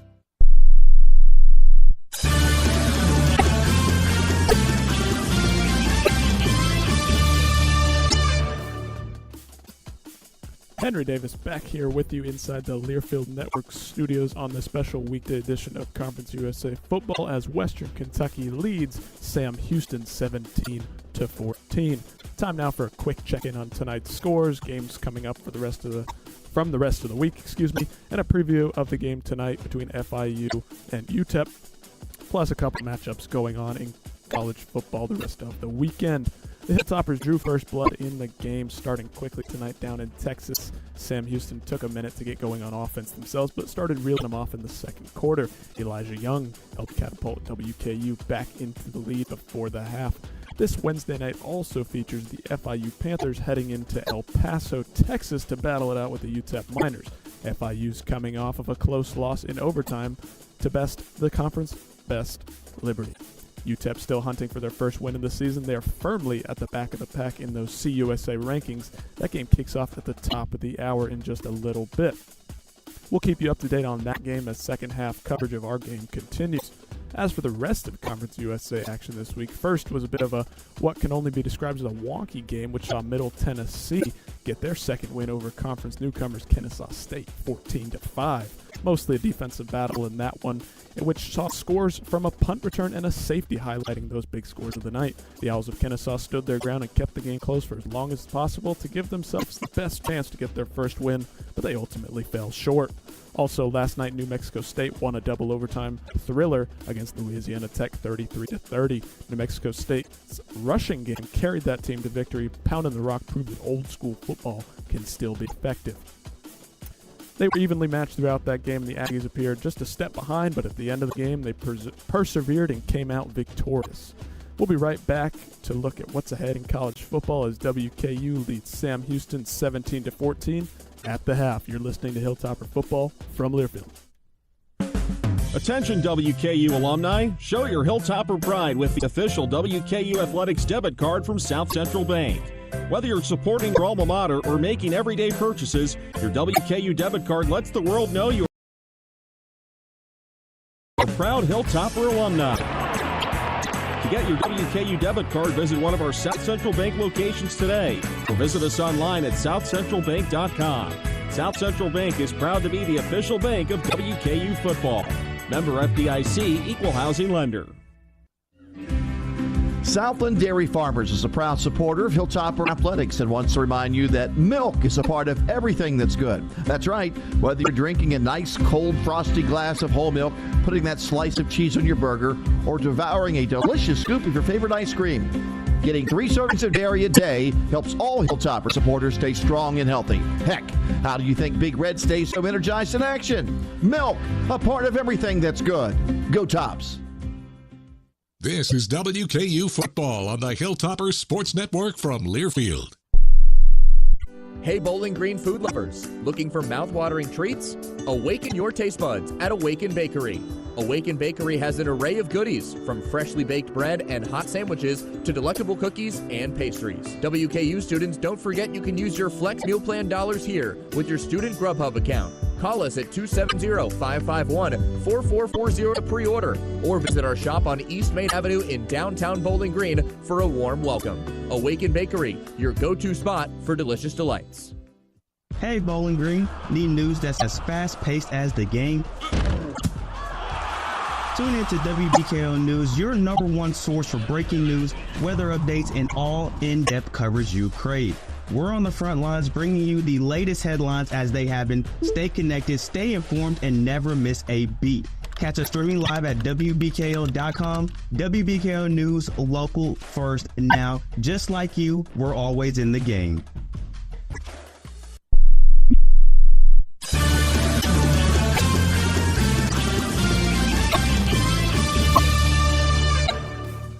Here inside the Learfield Network studios at the half as Western Kentucky leads Sam Houston 17-14. Let's now switch gears and look ahead to Saturday in college football at a pair of big games for the Bluegrass State. Louisville hosts 6th-ranked Miami on the early slate Saturday morning at 11.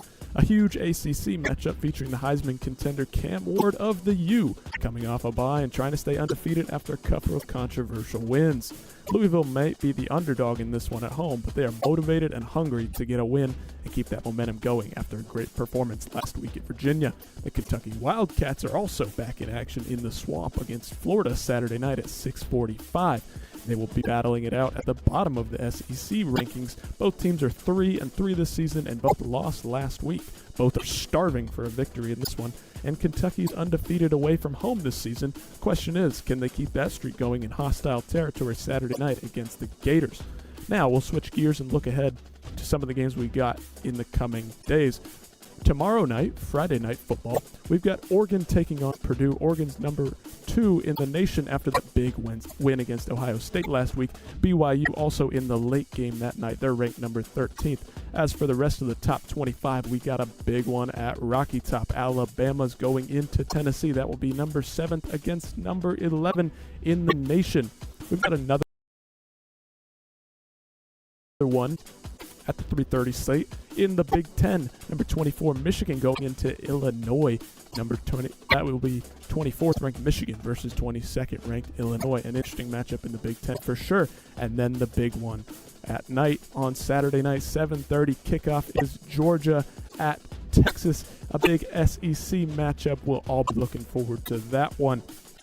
Now, across sports, we take a look into tonight's game in the National League Championship over in the major leagues. The Dodgers won the first game of the series in the NLCS, 9-0 in LA. The Mets came back in Game 2 to tie it all up, 1 apiece heading into Game 3. And we're going back to New York for tonight's game, which sees LA leading the Mets at in the bottom of the second with 2 outs right now. Walker Buehler's pitching against Lindor as we speak. We'll keep you up to date on that one as we continue coverage of our game today. We've also got a lot of action going down here at Western Kentucky this weekend across a multitude of sports. The Lady Toppers volleyball team is back this Friday and Saturday in a series against Louisiana Tech. That'll be fun to watch. Keep up to date with that one this weekend. The soccer team also hosts Liberty on Saturday evening, and we wish the golf and cross-country teams the best this weekend while they are away in their respective sports. That's it for your halftime scoreboard update. This week's recap, a look into a few games coming up this Saturday, the NLCS game. Now time for a quick break, and when we come back, the halftime show will roll on as WKU leads Sam Houston 17-14. You're listening to Hilltopper Football from Learfield. Nothing is more exciting and hopeful than football in Kentucky, and Anthem Blue Cross and Blue Shield is proud to support Western Kentucky University Hilltoppers football. Times may have changed, but one thing remains the same: our commitment to protect what's most important, your health. Anthem is proud to be your lifetime trusted health partner and to help you play safe and stay healthy. Learn more about what Anthem can do for you at Anthem.com. Anthem Blue Cross and Blue Shield is the trade name of Anthem Health Plans of Kentucky Incorporated. Independent licensee of the Blue Cross and Blue Shield Association, Anthem is a registered trademark of Anthem Insurance Companies Incorporated. Attention WKU alumni, show your Hilltopper pride with the official WKU Athletics debit card from South Central Bank. Whether you're supporting your alma mater or making everyday purchases, your WKU debit card lets the world know you're a proud Hilltopper alumni. To get your WKU debit card, visit one of our South Central Bank locations today. Or visit us online at southcentralbank.com. South Central Bank is proud to be the official bank of WKU football. Member FDIC, Equal Housing Lender. This is WKU Football on the Hilltoppers Sports Network from Learfield. Hi, my name is Abby Milliken, and I'm here to remind you that Franklin Bank and Trust is hometown banking at its best. We opened our doors in December of 1958 and are proud to still be serving Simpson, Warren, and surrounding counties. Stop in and see us at one of our 5 convenient locations in Bowling Green or Franklin, or visit us online at fbtco.com. It's never too late to start banking with the best. Member FDIC, Equal Housing Lender, NMLS number 493995. Hey, Hilltopper fans, let WKU Conference Services take care of your next meeting or event, big or small. The Conference Center is an all-occasion facility located at South Campus with 3 multifunctional ballrooms that can be used for anything from training sessions to awards banquets. Or choose the elegant Eva and Jim Martin's Alumni Center right here on WKU's campus for your next occasion. For more details, visit wku.edu/conference.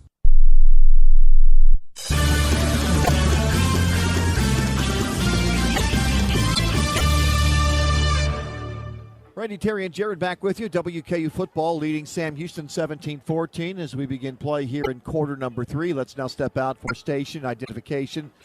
This is Western Kentucky University Hilltopper football from Learfield.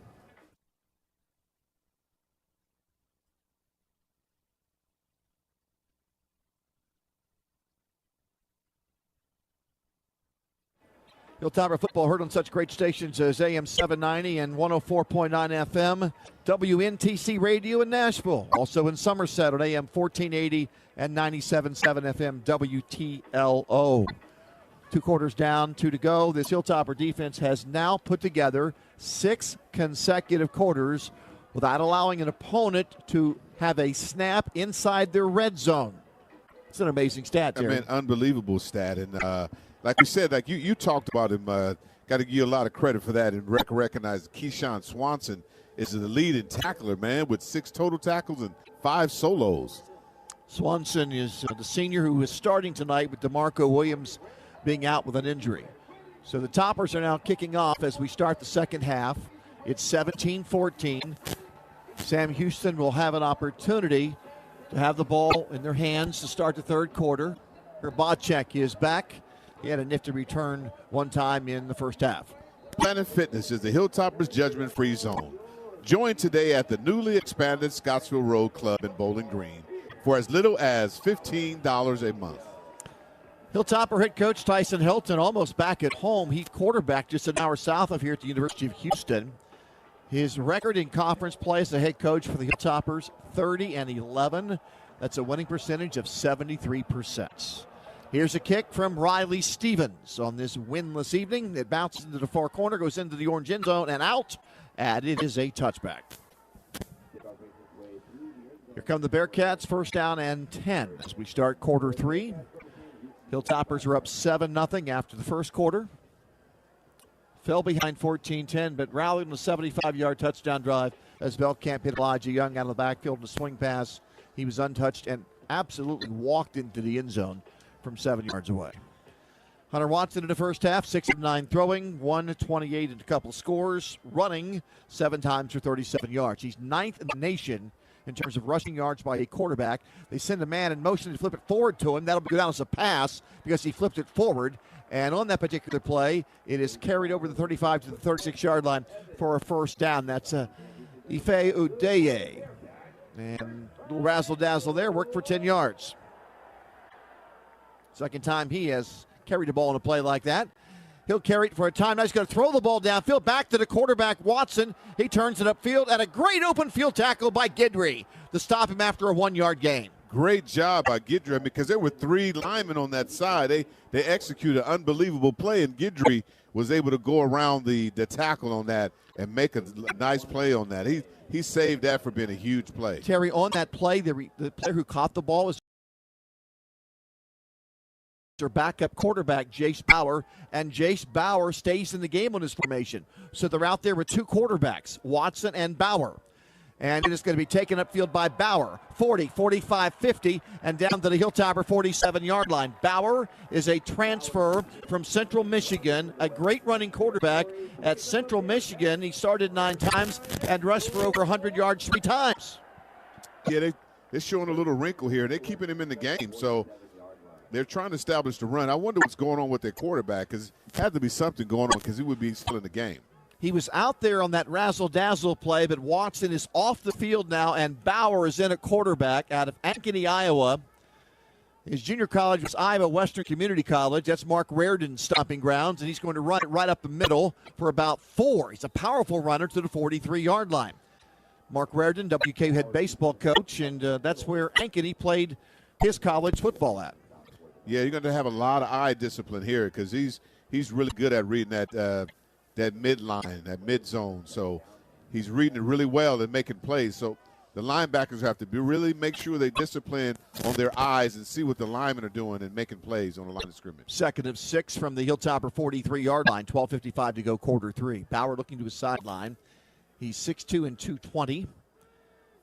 He's in the gun, running back off his left shoulder. Wide receiver comes in motion. They will run a dive right up the middle. Matthews slowed him down got an arm on him, but he's able to power his way down close to a first down.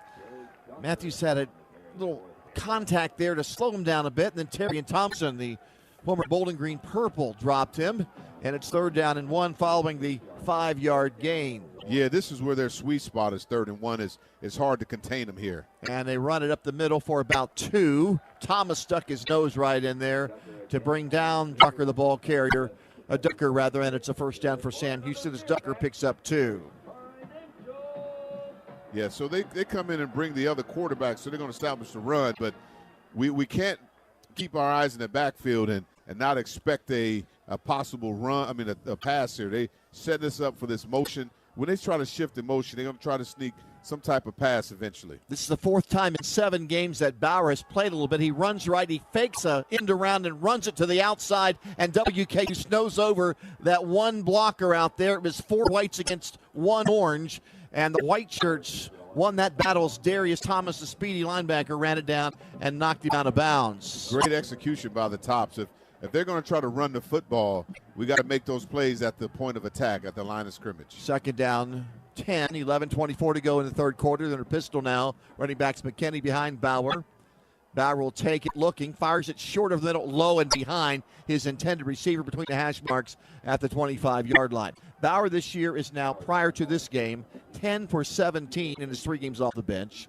2 touchdowns, no picks.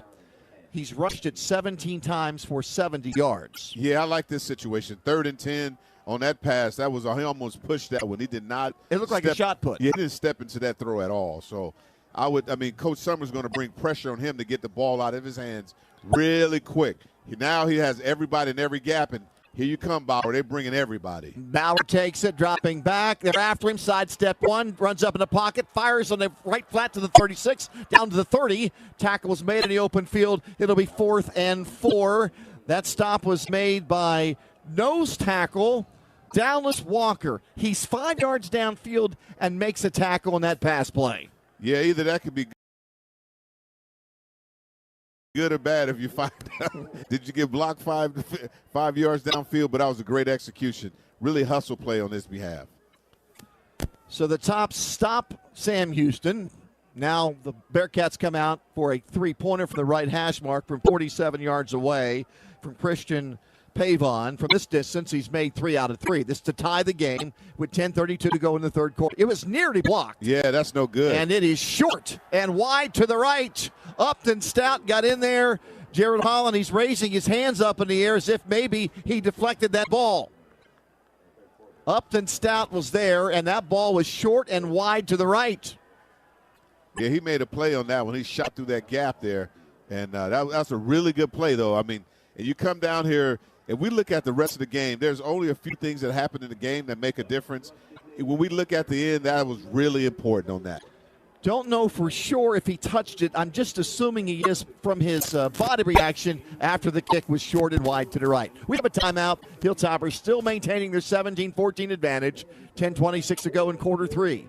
This is Hilltopper football from Learfield and the Varsity app. This year, there will be more than 600 traffic-related deaths in Kentucky. Over 100 fatalities will be people riding motorcycles. Over a dozen will be on bicycles. And more than 70 will be pedestrians. Scary numbers, but together we can make our roadways safer. Whether you drive, ride, bike, or walk, please share the roads safely. A message from the Kentucky Office of Highway Safety. Blue Moon Sanitation provides clean, friendly, and dependable sanitation services at a competitive rate. We proudly offer the newest inventory in units and trailers in the area. For job sites small and large, we keep in stock multiple portable toilets and roll-off open-top dumpsters and compactors. Blue Moon also provides residential garbage services in Warren and Allen counties. We want your stinking business. Go to BlueMoonSoki.com to learn more about ours. Blue Moon Sanitation, the official porta potty of WKU. This is WKU Football on the Hilltoppers Sports Network from Learfield. Hey, Bowling Green, the post-time race and sports lounge at the Mint Gaming Hall now offers Top Golf Swing Suites. Virtually play top courses, target golf, or your choice of baseball, football, dodgeball, and much more. The Mint Gaming Hall near the mall. See the details and book a time for you and your friends at themintgaming.com. It's post time. Problem gambling? Call 1-800-GAMBLER. Winning just got closer. This fantasy football season, 8 out of 10 men will be affected by selectile dysfunction. Symptoms include pick paralysis, trade trauma, and week 2 pinchitis. After years of simply dealing with the shame, a new breakthrough treatment has been developed by the brave scientists at Buffalo Wild Wings of Bowling Green, Bacon and Margs. Go get a delicious BLT, bacon patty melt, or bacon mac and cheeseburger. Pair it with a tropical, mango habanero, or Patron margarita, and wash that loss away. You don't have to live with selectile dysfunction. Get to Buffalo Wild Wings of Bowling Green. Dine in, carry out, and delivery on Scottsville Road and the Blazin' Rewards app.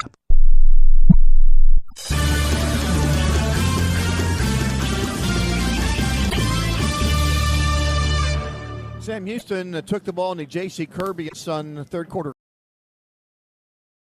kickoff, moved it down to the 36-yard line. Actually, the 32. Hilltopper stopped them, and then the field goal was missed. Jared, you were saying that Upton Stout did not deflect the ball. Not that I could tell. I will say he had a lot of pressure on it, and obviously if you're a kicker, you see that coming out of the corner of your eye, that can definitely have an impact. But from everything I saw, the snap was fine, the hold was fine. It was just a bad kick. Right now, for the year, Pavon is 8 of 11, so he's been very accurate this year. From the 30, Hilltoppers have it with a 3-point lead. They blitz the middle linebacker, and Velkamp pumps right. Looking left, will now run left and fire on the run to the 38-yard line, up over the 40 to the 41. That is at a 12-yard pickup as he threw it out there in the left flat to Dalvin Smith, who makes his second catch of the game for 11. Yeah, Dalvin Smith's going to have to really be big. And, you know, they're challenging him man to man. You got to go. Here's a run left by Young. 40, 45, 50. Ran it behind Trayvon Taylor. How good has Taylor been at that left tackle spot this year, Terry? Man, he is doing a great job. I mean, he's very physical and he's athletic on the edge. He's making blocks on the run, and he's got a lot of speed to be that big. I'm very impressed so far. Young picked up 9. Second and 1 tops right on the logo at the 50-yard line, leading 17-14. 9:44 to play in the third quarter. Messer comes in motion and circles around behind Velkamp, and they run a little delay to Young. Holds the ball on that left arm. He's down inside the 45, running tough to the 42-yard line. For someone so small as Young, he runs tough, and that reminds me of the birthday boy, Bobby Rainey, who always ran the ball, cradling it in his left hand. 4,500, 42 yards, 35 rushing touchdowns. When I saw him, Terry, love at first sight. That freshman out of Griffin, Georgia, he went on to have a great career, Hall of Famer for the Tops. 8-yard gain for Young. Velkamp dropping back, then running, slips on that orange painted logo and falls down for a 2-yard loss. Yes, I wonder if you have to get some higher cleats. I mean, that's a couple of times he kind of slipped out. But you're right about Bobby Rainey, and Elijah's wearing the same number 3. So that is really a good analogy and good comparison to those two. Same way they carried the ball. Rainey stronger. Young may be a little faster, both were great out of the backfield catching passes. I would think so. Yeah, they know how to make things happen and make plays, but I think this is going to be a really good play for Dalvin Smith. I mean, playing inside, we got to see him do some damage today. There's that shovel pass to Helms up the middle, down inside the 40 to the 38. It worked earlier in the game to Elijah Young for 22. This time they go to the tight end on the shovel pass, and it works for 6 down to the Sam Houston 38. Yeah, I'm surprised nobody at Sam Houston went down yet. So they're doing okay maybe after this play. Let's see. 3rd and 7. Hilltoppers at the Sam Houston 38. Leading by 3. 8:10 to play. 3rd quarter. Messer in motion. Joining 2 others on the left side of the field. Like Veldkamp on a sprint out here. Get that ball out to him. Veldkamp in the pocket, steps up, and he's sacked back at the 42-yard line. That is the 3rd Bearcat quarterback sack of the game. And that time it was the defensive end, Chris Murray. And Murray picks up his first sack of the year. Yeah. It's at the 41. It's a loss of 3. It's 4th and 10. You know, they got pressure with just 4 rushing on that. So they wouldn't bring any extra blitz or anything like that. So the offensive line has got a hold on that. But also Veldkamp has got to get that ball out as soon as he can if he feels the pressure in the pocket. So many times Coach Elton would go for it, but not in this kind of game. You're up by 3. You want to play field position. And now they need Cole Maynard to have a good punt here. He had a tough first half. He did not go in the locker room at halftime. He stayed out and practiced after having a couple of tough punts. And the Hilltoppers probably took a delay on purpose, moving it back 5 yards to give Maynard more room to operate to kick it inside the 20. Hey, guys, while we're right here, I do have an injury update. Hunter Watson will not be coming back in the rest of the game. We have been told that he is out for the rest of the game for Sam Houston State. There you go. 5-yard penalty. Maynard gets it off. It's high, spinning backwards. It is down at the 8. So there you go. Cole Maynard stepping up and getting the job done. Terry with the punt down to the 8-yard line. That goes for, let's see, about 50 yards on the punt to the 9-yard line with 7:05 to go. The Bearcats have it 1st and 10. Yeah, that was really high. I mean, I don't know. You don't play golf, though, Randy. That looked like a 9-iron. That was really coming in about, 150 yards out or 140 yards out, a little high trajectory, and just kind of bounced there on the green. That looked like a really good shot. 48-yard punt, no return. I'm just happy that the flea market is opening up a putt-putt course in Bowling Green. Yeah, but that was more of that short game, that kind of into the green shot. That was a really good shot. Now we'll see how it affects this offense for Sam Houston. Hunter Watson can run and pass. Bauer has played a little bit in 3 games, so he's certainly broken into this offense. He's a veteran quarterback. He started 9 games at Central Michigan. Comes from an athletic family. His brother is a linebacker at Western Michigan. His dad played football, a linebacker at Iowa State. He's sort of built like a linebacker. He's 6'2" and 220 pounds. And now it's his game to lead the Sam Houston team here in the 3rd quarter. Yeah, that's a different story, though. I mean, I knew there's no way Watson, they would switch him out. It had to be hurt or something, because to bring Bauer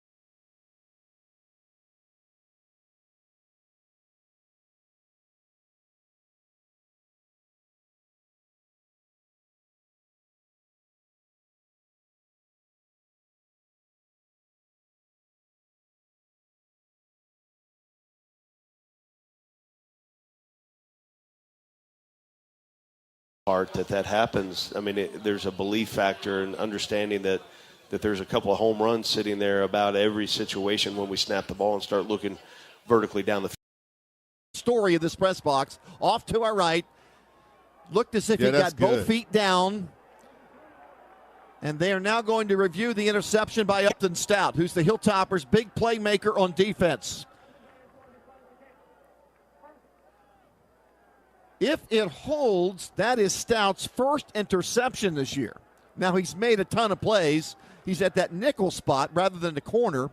And he has been a big playmaker in terms of blitzing and tackles for losses. But in terms of picks, he doesn't have one yet. Let's hope this one stands. As he jumped in the air in front of the receiver, the ball was thrown up around the clouds, Terry. It hung up there forever, and Stout tried to pick it off. He has 5 career interceptions here on the Hill, and we'll see if this one holds up. That would make it number 6, 7 seconds into this fourth quarter. Yeah, real big play, though. I mean, hope he got his feet in, but looked like it was really close. They're reviewing it, and it seemed like he got a foot down on that. If it stands, I believe he went out of bounds at the 3-yard line, and due to his unsportsmanlike conduct penalty, it'll be a 1.5 yard penalty, half the distance.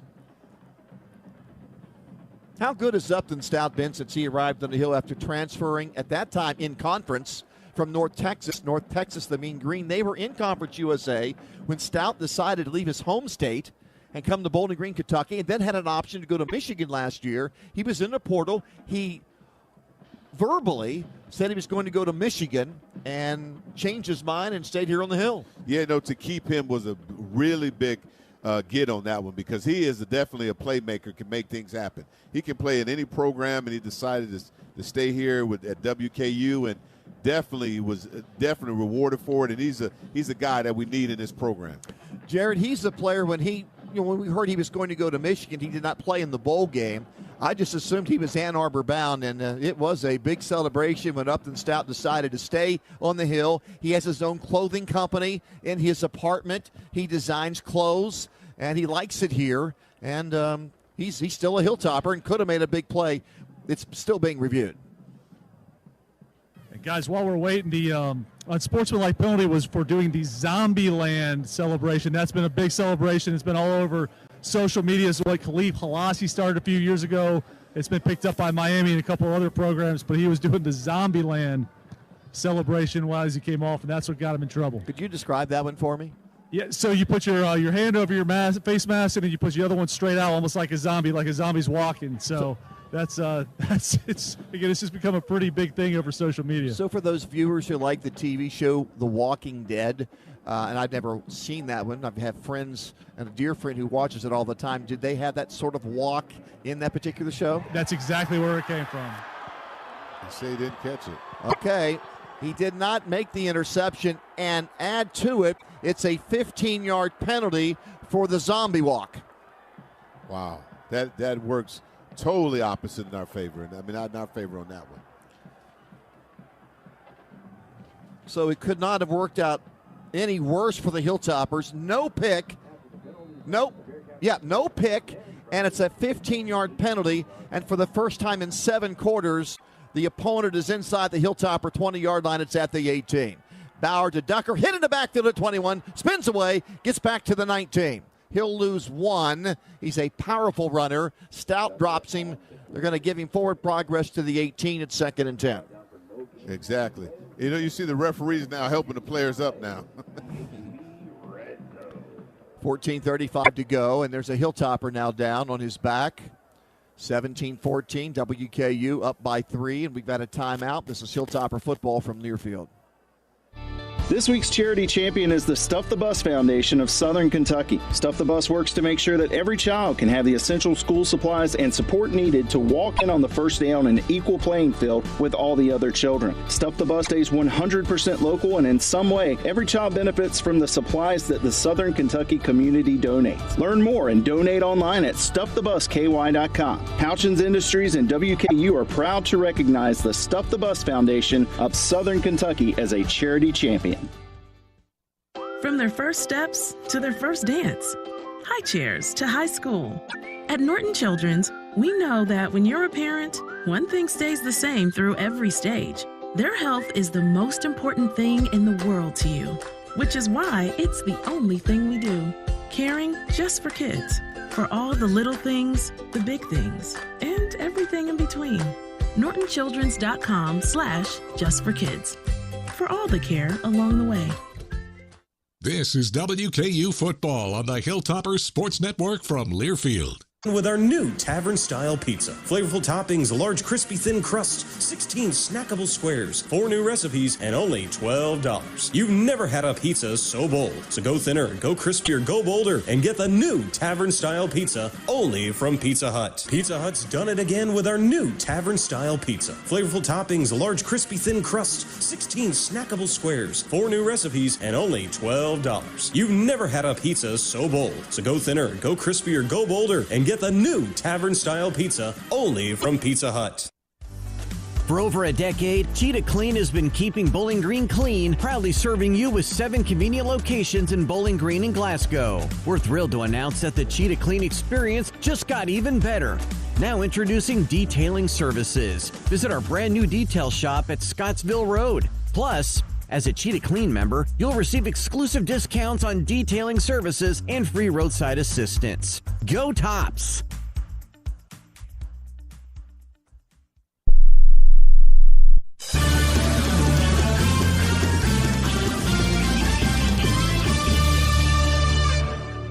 Sebastian Benjamin, the injured Hilltopper, and he's gingerly walking with assistance to the bench.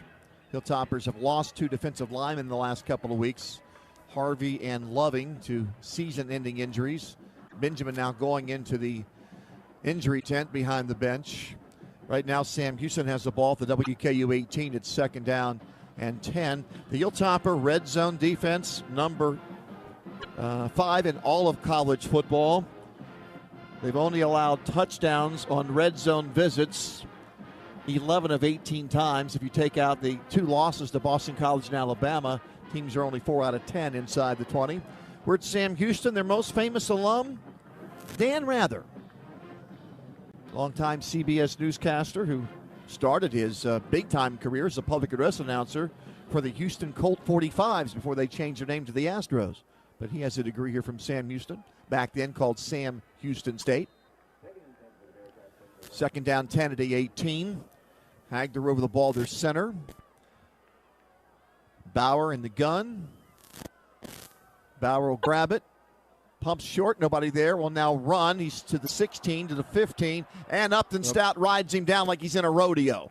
He brings him down to the 15-yard line, pick up a 3, 3rd and 7. Yeah, Upton Stout, great play coming off the block and making things happen. And if we can keep them out of the end zone, this could be huge. This is really important. They quickly get over the ball in 3rd and 7. At the 15, trips to the right, single wide receiver left. Now they turn and look to the bench for the play call. Brad Cornelison is the offensive coordinator. 4 down linemen. They are rushing 4. He looks it. He runs up the middle. He's going to be brought down from behind at the 15-yard line. So no gain. Looked as if he did not want to risk a pass, and he's brought down by linebacker Chandler Matthews. And the Bearcats are denied. It is 4th and 7 at the 15-yard line. No gain for Bauer. Really good stand by the Tops. In the red zone there, they're doing a really good job, though. They bend, don't break, and now you have an opportunity to block this kick again, but really good defense. 32 yards away, left hash mark. Pavon will boot it. He's missed 1. He drives this one up. It's blocked. It is blocked. It rolls into the end zone. Holy moly, a blocked field goal. And that is the Embassy Suites' sweet move of the game. The Tops block a 32-yard three-pointer. And I'm guessing from the reaction, it is Marshall Jackson, who's the one who blocked the kick in the bowl game last year against Old Dominion to reserve a Hilltopper win. Yeah, that was great off the edge, too. It looked like it could have been one of the guys. Oh, Anthony, you're one of your favorite people, too. Number 4, Anthony. Anthony Johnson. Jansen looked like he was coming around the corner. We'll get verification. Our sports information department is looking at that to see who indeed ticked the ball? Was it from the outside, or was it the big long arm of Marshall Jackson, the pride of Bradenburg, Kentucky, all 6'6" of him? Nonetheless, 1st and 10 Tops at the 20. Now they need an offensive drive. They've not scored a touchdown in the second half or a field goal. They run Young up the middle for 2 to the 22-yard line. He was tripped up. It is 2nd down and 8. Middle linebacker for the Cats, Gaither, on the stop. Hey guys, I did confirm it was Marshall Jackson who got his big old hands up there and knocked that ball down. Wow. In the pregame show, we asked Marshall Jackson, what is the biggest play that you can recall individually since you've been here? What's your favorite play? He goes, the block field goal at Old Dominion. Well, he gets one here tonight. Here's Young staggering with players all over him out to the 27. Young picks up 5, 3rd down and 3. Young now having a productive night, 76 yards rushing. He's caught 3 balls for 60. Big play here, 3rd and 4 for the Tops. Terry, give me an update. What are the Hilltoppers now? Well, I got it here. On 3rd down conversions tonight, the Tops are 9 out of 14. All right, 3rd and 4 here. 12 minutes to go, a lot of time left. WKU leading by 3. A missed field goal and a blocked field goal has kept them in front. Helms in motion. Can Veltkamp get a 3rd down and 4? He throws a slant. KD caught it. KD shed a tackler. KD run. KD run. Run, KD run. 40, 30, 20, 10. KD Hutchinson has scored. He caught a slant pass. He broke a tackle. And that speed merchant outran everyone. Out of Hamilton, Georgia. He turned upfield. It is his 2nd touchdown catch of the year. It goes for 74 yards, and the Tops are now up front, 23-14. KD making it happen. We're not at the Houch. He almost had that name. KD to the Hutchinson. Great run after the catch. Yak made everybody miss. That punt returner got busy. He went 0 to 60 in pretty quick. 74 yards on the strike to KD Hutchinson, and now the Hilltoppers are winning 23-14. Here comes the extra point for the place kicker, Lucas Carnero. Perfect. Now the Tops are up 10. Sam Houston has their backup quarterback in the game. We'll see how this one ends. But right now the Tops have momentum. A little 5-yard pass resulting in a 74-yard score. So the Hilltoppers sort of Sam Houston, Terry. Yeah, that was really good. He kind of reminded me of Nick Norris, Nick at night. So that was a great play by him. He caught that ball and nobody could catch him. Tops up 10, 11:45 to go, 24-14. More after this from Bauer Stadium. This is the Hilltopper Sports Network from Learfield. When you hire the skilled union contractors of Louisville's Local 502, you're getting the best plumbers, pipe fitters, welders, and service technicians in the industry. Their 5-year apprenticeship program assures workers are properly trained, resulting in safety, superior craftsmanship, and reliability. Plants utilizing union tradesmen have fewer line shutdowns and better safety records, saving employers time and money. Don't use less than the best. Get the job down right the first time by hiring the skilled professionals of Local 502. Find us online at lu502.com. Hi, Hilltopper fans. It's Randy Lee, your radio voice for Hilltopper Sports. I'm excited to announce that this season, Outback Steakhouse is a preferred catering partner of WKU Athletics. The Outback Steakhouse menu is everything an athlete needs to prepare for game day. My go-to meal is their sirloin steak, prepared medium. The very best sweet potato and asparagus you can possibly find is my 2 sides, topped off with a nice tea. Hope to see you on game day and at the Outback. Go Tops! 75 years is a long time, but that's how long Leachman Buick GMC has been serving South Central Kentucky. We will continue to offer a world-class customer experience with a non-commissioned sales team, GM-certified technicians, and a state-of-the-art collision center. Come see why over 150,000 customers have chosen Leachman Buick GMC to be their car dealership. Visit us at 2012 Scottsville Road or online at leachmanauto.com.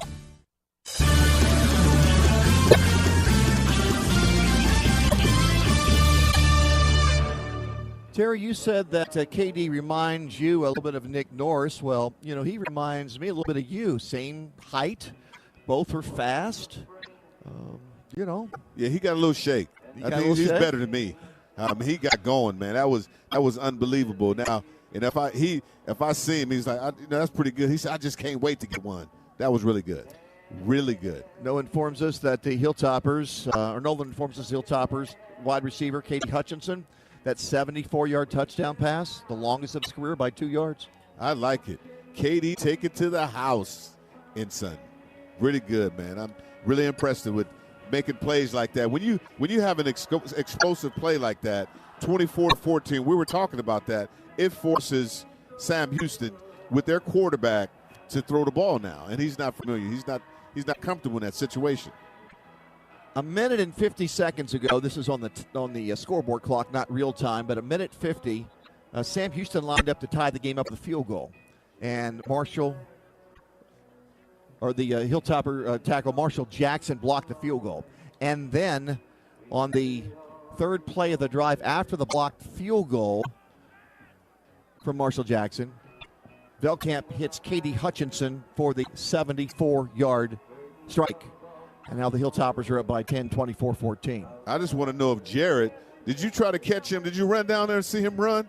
No, I'm not that fast. I never was that fast. I did hear you say something about Terry still being that fast, Randy. I got to question that one, man. No, I just said he still looked like him. They're both short. That's fair. Yeah, oh, yeah. You know, I used to run 4, but now I run like 4.3, but now I run forever. Here's Stevens' kickoff. It's at the 2, and they will run it back. It'll be taken by Herbacic. He's to the outside to the 15 and nailed at the 20-yard line by Guidry.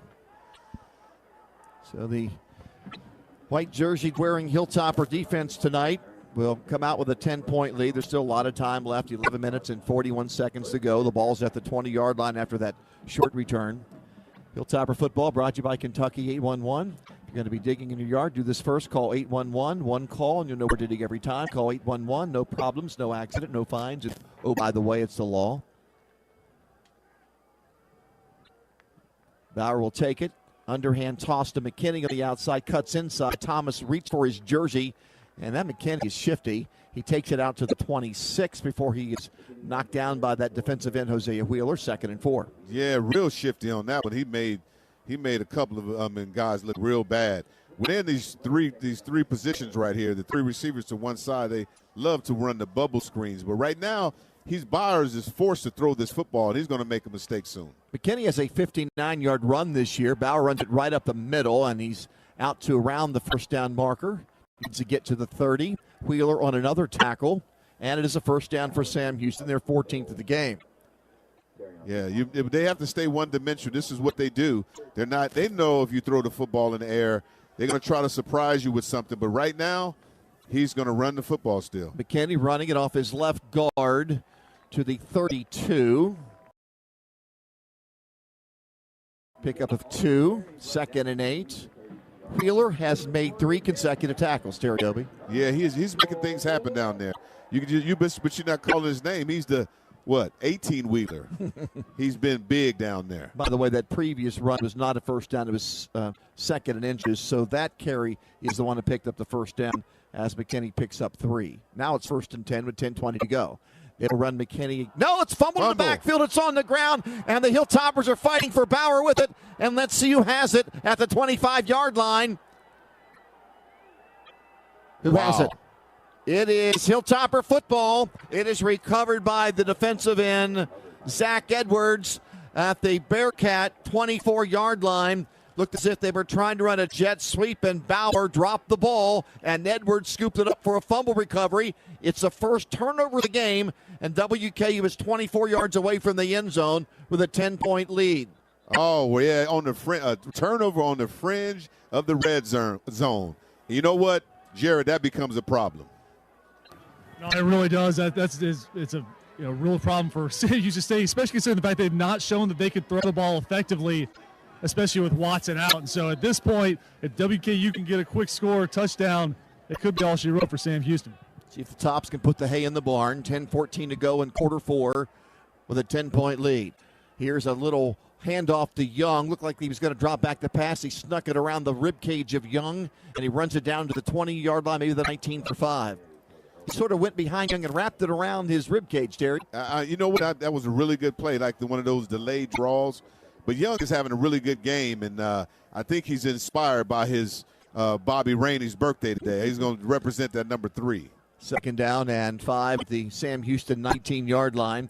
Sam Houston's defense this year has only allowed 62% of touchdown tries to result in the red zone for a TD. That ball was knocked away, nearly picked off. One-on-one coverage to the outside. They were throwing it to Keyshawn Johnson, and the defender, David Fisher, almost picked it off. Great coverage from Fisher. Hilltoppers have it 3rd and 5 with 9:38 to play in the game. Yeah, Velkamp was too close. You got to get that ball in the air. I mean, right now, Keyshawn is a little taller. Get that ball so he can go jump up and grab it. You got to get your receiver in a position to where he can make plays. But right now, I think a good crossing route would really confuse it with two high safeties. You can run a crossing route and make a big difference. Helms in motion, sprinting right is Velkamp. It's a run. He needs 5. He has more. 10-5. Holy moly!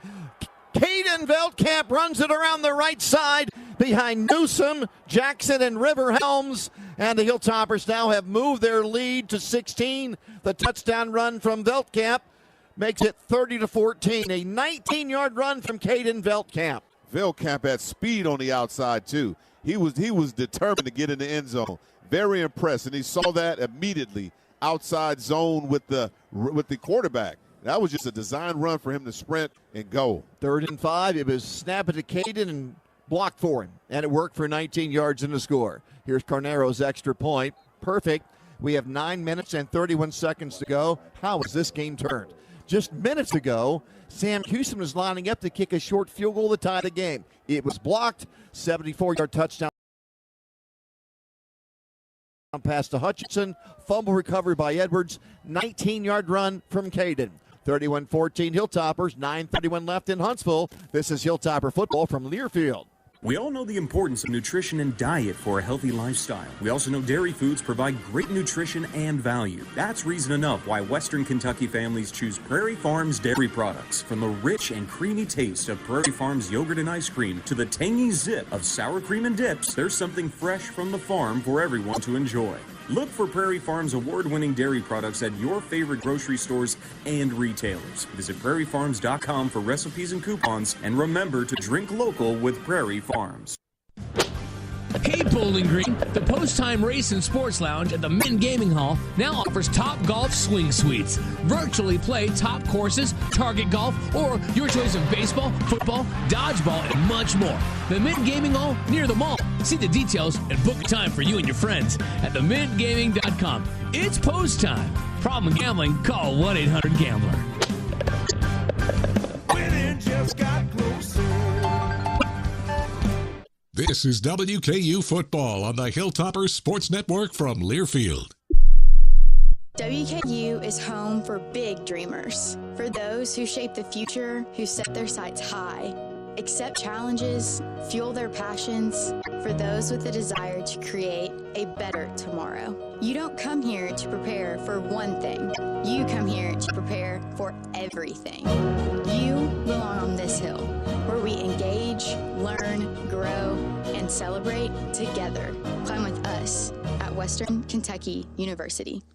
Petals and Stems is your local fresh cut flower expert with custom orders for any gathering with same-day delivery. Located inside Grow Blooms and Gardens Garden Center, making this local business your one-stop shop for all of your flower needs. We have everything you need for the fall season, including mums, pumpkins, pansies, and more. Come in and see us at 6558 Nashville Road in Bowling Green. We are a proud flower provider of WKU Athletics.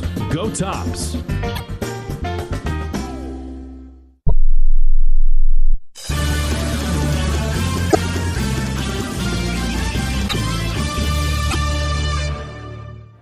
Protecting Warren County's waterways is crucial for maintaining the health and vitality of our community, especially in our unique karst region where much of our water flows through underground streams and caves.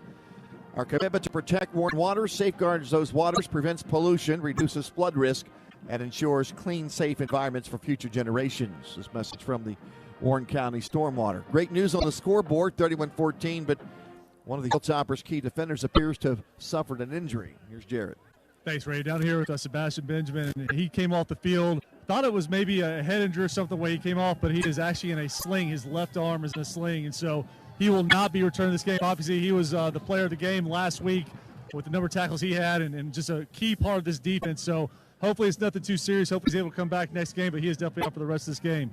The Kentucky Office of Highway Safety reminds you to never get behind the wheel while drinking alcohol. So always make a designated driver part of your game plan. Drive sober or get pulled over.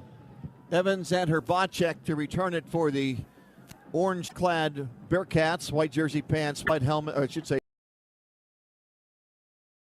orange jersey tops and orange helmets. To me, they look like the Clemson Tiger jerseys, Terry. Oh, you don't want to say that. No, Not no. down here. I made that comment, and one of the workers here in the press box said, no, that is not Clemson orange, that's Bearcat orange. Here's a return out over the 25, 30, 35-yard line.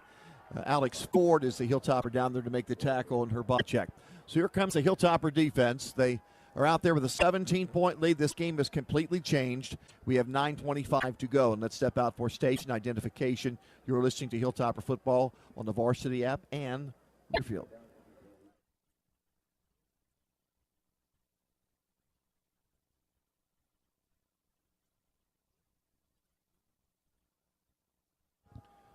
Bearcat ball from the 35. First down, they've won 8 of their last 10 games dating back to last season. They fake a pass to the right. Bauer will run it right up the middle. 35, 40, 45, 50. And holding on for dear life is Dave Harrod at the Hilltop 49-yard line. That is a 16-yard run. Yeah, I mean, after the run, they get on the line of scrimmage quick, but they're going to have to get the ball in the air very quick. They got to throw a ball downfield. Bauer throws it short to the 45-yard line, and Anthony Johnson, who's been a short tackler tonight, is able to bring down the wide receiver, Michael Phoenix, who raced 50 yards for a score in the first half after he broke a tackle. That goes for 6, and it is 2nd down and 4. Yeah, great tackle by Anthony on that one, because Phoenix outweighs him by about like 20, 25 pounds. Knee-high snap to Bauer, standing tall in the pocket, rolls to his right, like stops. there. He now throws it to the sideline. It's dropped by McKinney. It is incomplete, and there's a flag down at the 40-yard line. Speaking of Anthony Johnson, Jerry, can he play in the NFL? Yes, he can. I mean, he'll be a really good, I don't know about outside corner, but more of like a nickel. He'll be really good as a nickel corner in the NFL. Since I've been here broadcasting Hilltopper football, I don't know that we've had legal man downfield. The offensive lineman thought Bauer was going to run the ball when he stopped and threw it. I don't know that we've had a better combo of 2 players playing at the same time for the Tops with Johnson and Stout. Absolutely. You got really good players, and they play tough too. And I noticed that Johnson, we went to practice the other day, and he was out doing extra work with receivers. I mean, so trying to get extra work in and constantly working on his game, and he's a tough player. Loss of down, 5-yard penalty as well, so it's 2nd and 10 from the 50. 8:35 to play in the game. Bauer dropping back the pass, throws it over the middle to the 41, a yard shy of a first down. It'll be 3rd down and short. Evans makes the catch. He was hit and brought down by Terrence Ellis, a linebacker. Look for Bauer to sneak it. It is 3rd and less than 1, and he is in the gun. He will hand it off. Nope, it's going to be McKinney racing up to the 36-yard line, and he picks up 4 and a first down for Sam Houston with 8 minutes to go in the game. Hilltoppers are winning 31-14. Yeah, that running back, McKinney can run. He is fast. They fake it to McKinney, rolling right Bauer, dumping it to the sideline. It's out of bounds. Was that caught? No. Incomplete. They were looking for Humphreys. Yeah, Stretched out that 6'3" body, was not able to reel it in. Bauer now 5 out of 7 for 61 yards. If you'd have threw that right on time, I think Anthony Johnson would have picked it off. He broke right in front of him. Hilltoppers don't have an interception tonight. They have a fumble recovery, which set up the last touchdown. A 43-second drive in 3 plays from 24 yards out. Belkamp ran in from 19 yards. Belkamp has thrown 3 touchdown passes tonight. He has run for a touchdown score. 2nd and 10. Bauer dropping deep. They're after him. Throws the screen to the 42-yard line. Ducker turns it upfield to the 34, and Anthony Johnson dropped him. Yeah, and he's not scared against big linemen. I mean, he just get right in there and make plays. 3-yard screen pass to Ducker. 3rd and 7 for Sam Houston. 7 minutes and 32 seconds are left in the game, with Western Kentucky University on the road beating the Bearcats 31-14. Tops have 3 down linemen. They bring linebackers to the outside of the defensive ends, and they are bringing 6. He fires it high in the air and down the left sideline, and it is incomplete, out of bounds. Incomplete. Looking to go to the sideline, and over there on the coverage was the transfer from Texas A&M, Kent Robinson. He played for the Aggies just 60 miles from here for 3 years, and he had blanket coverage. And now the Bearcats are forced to go for it. They've been great this year on fourth down plays.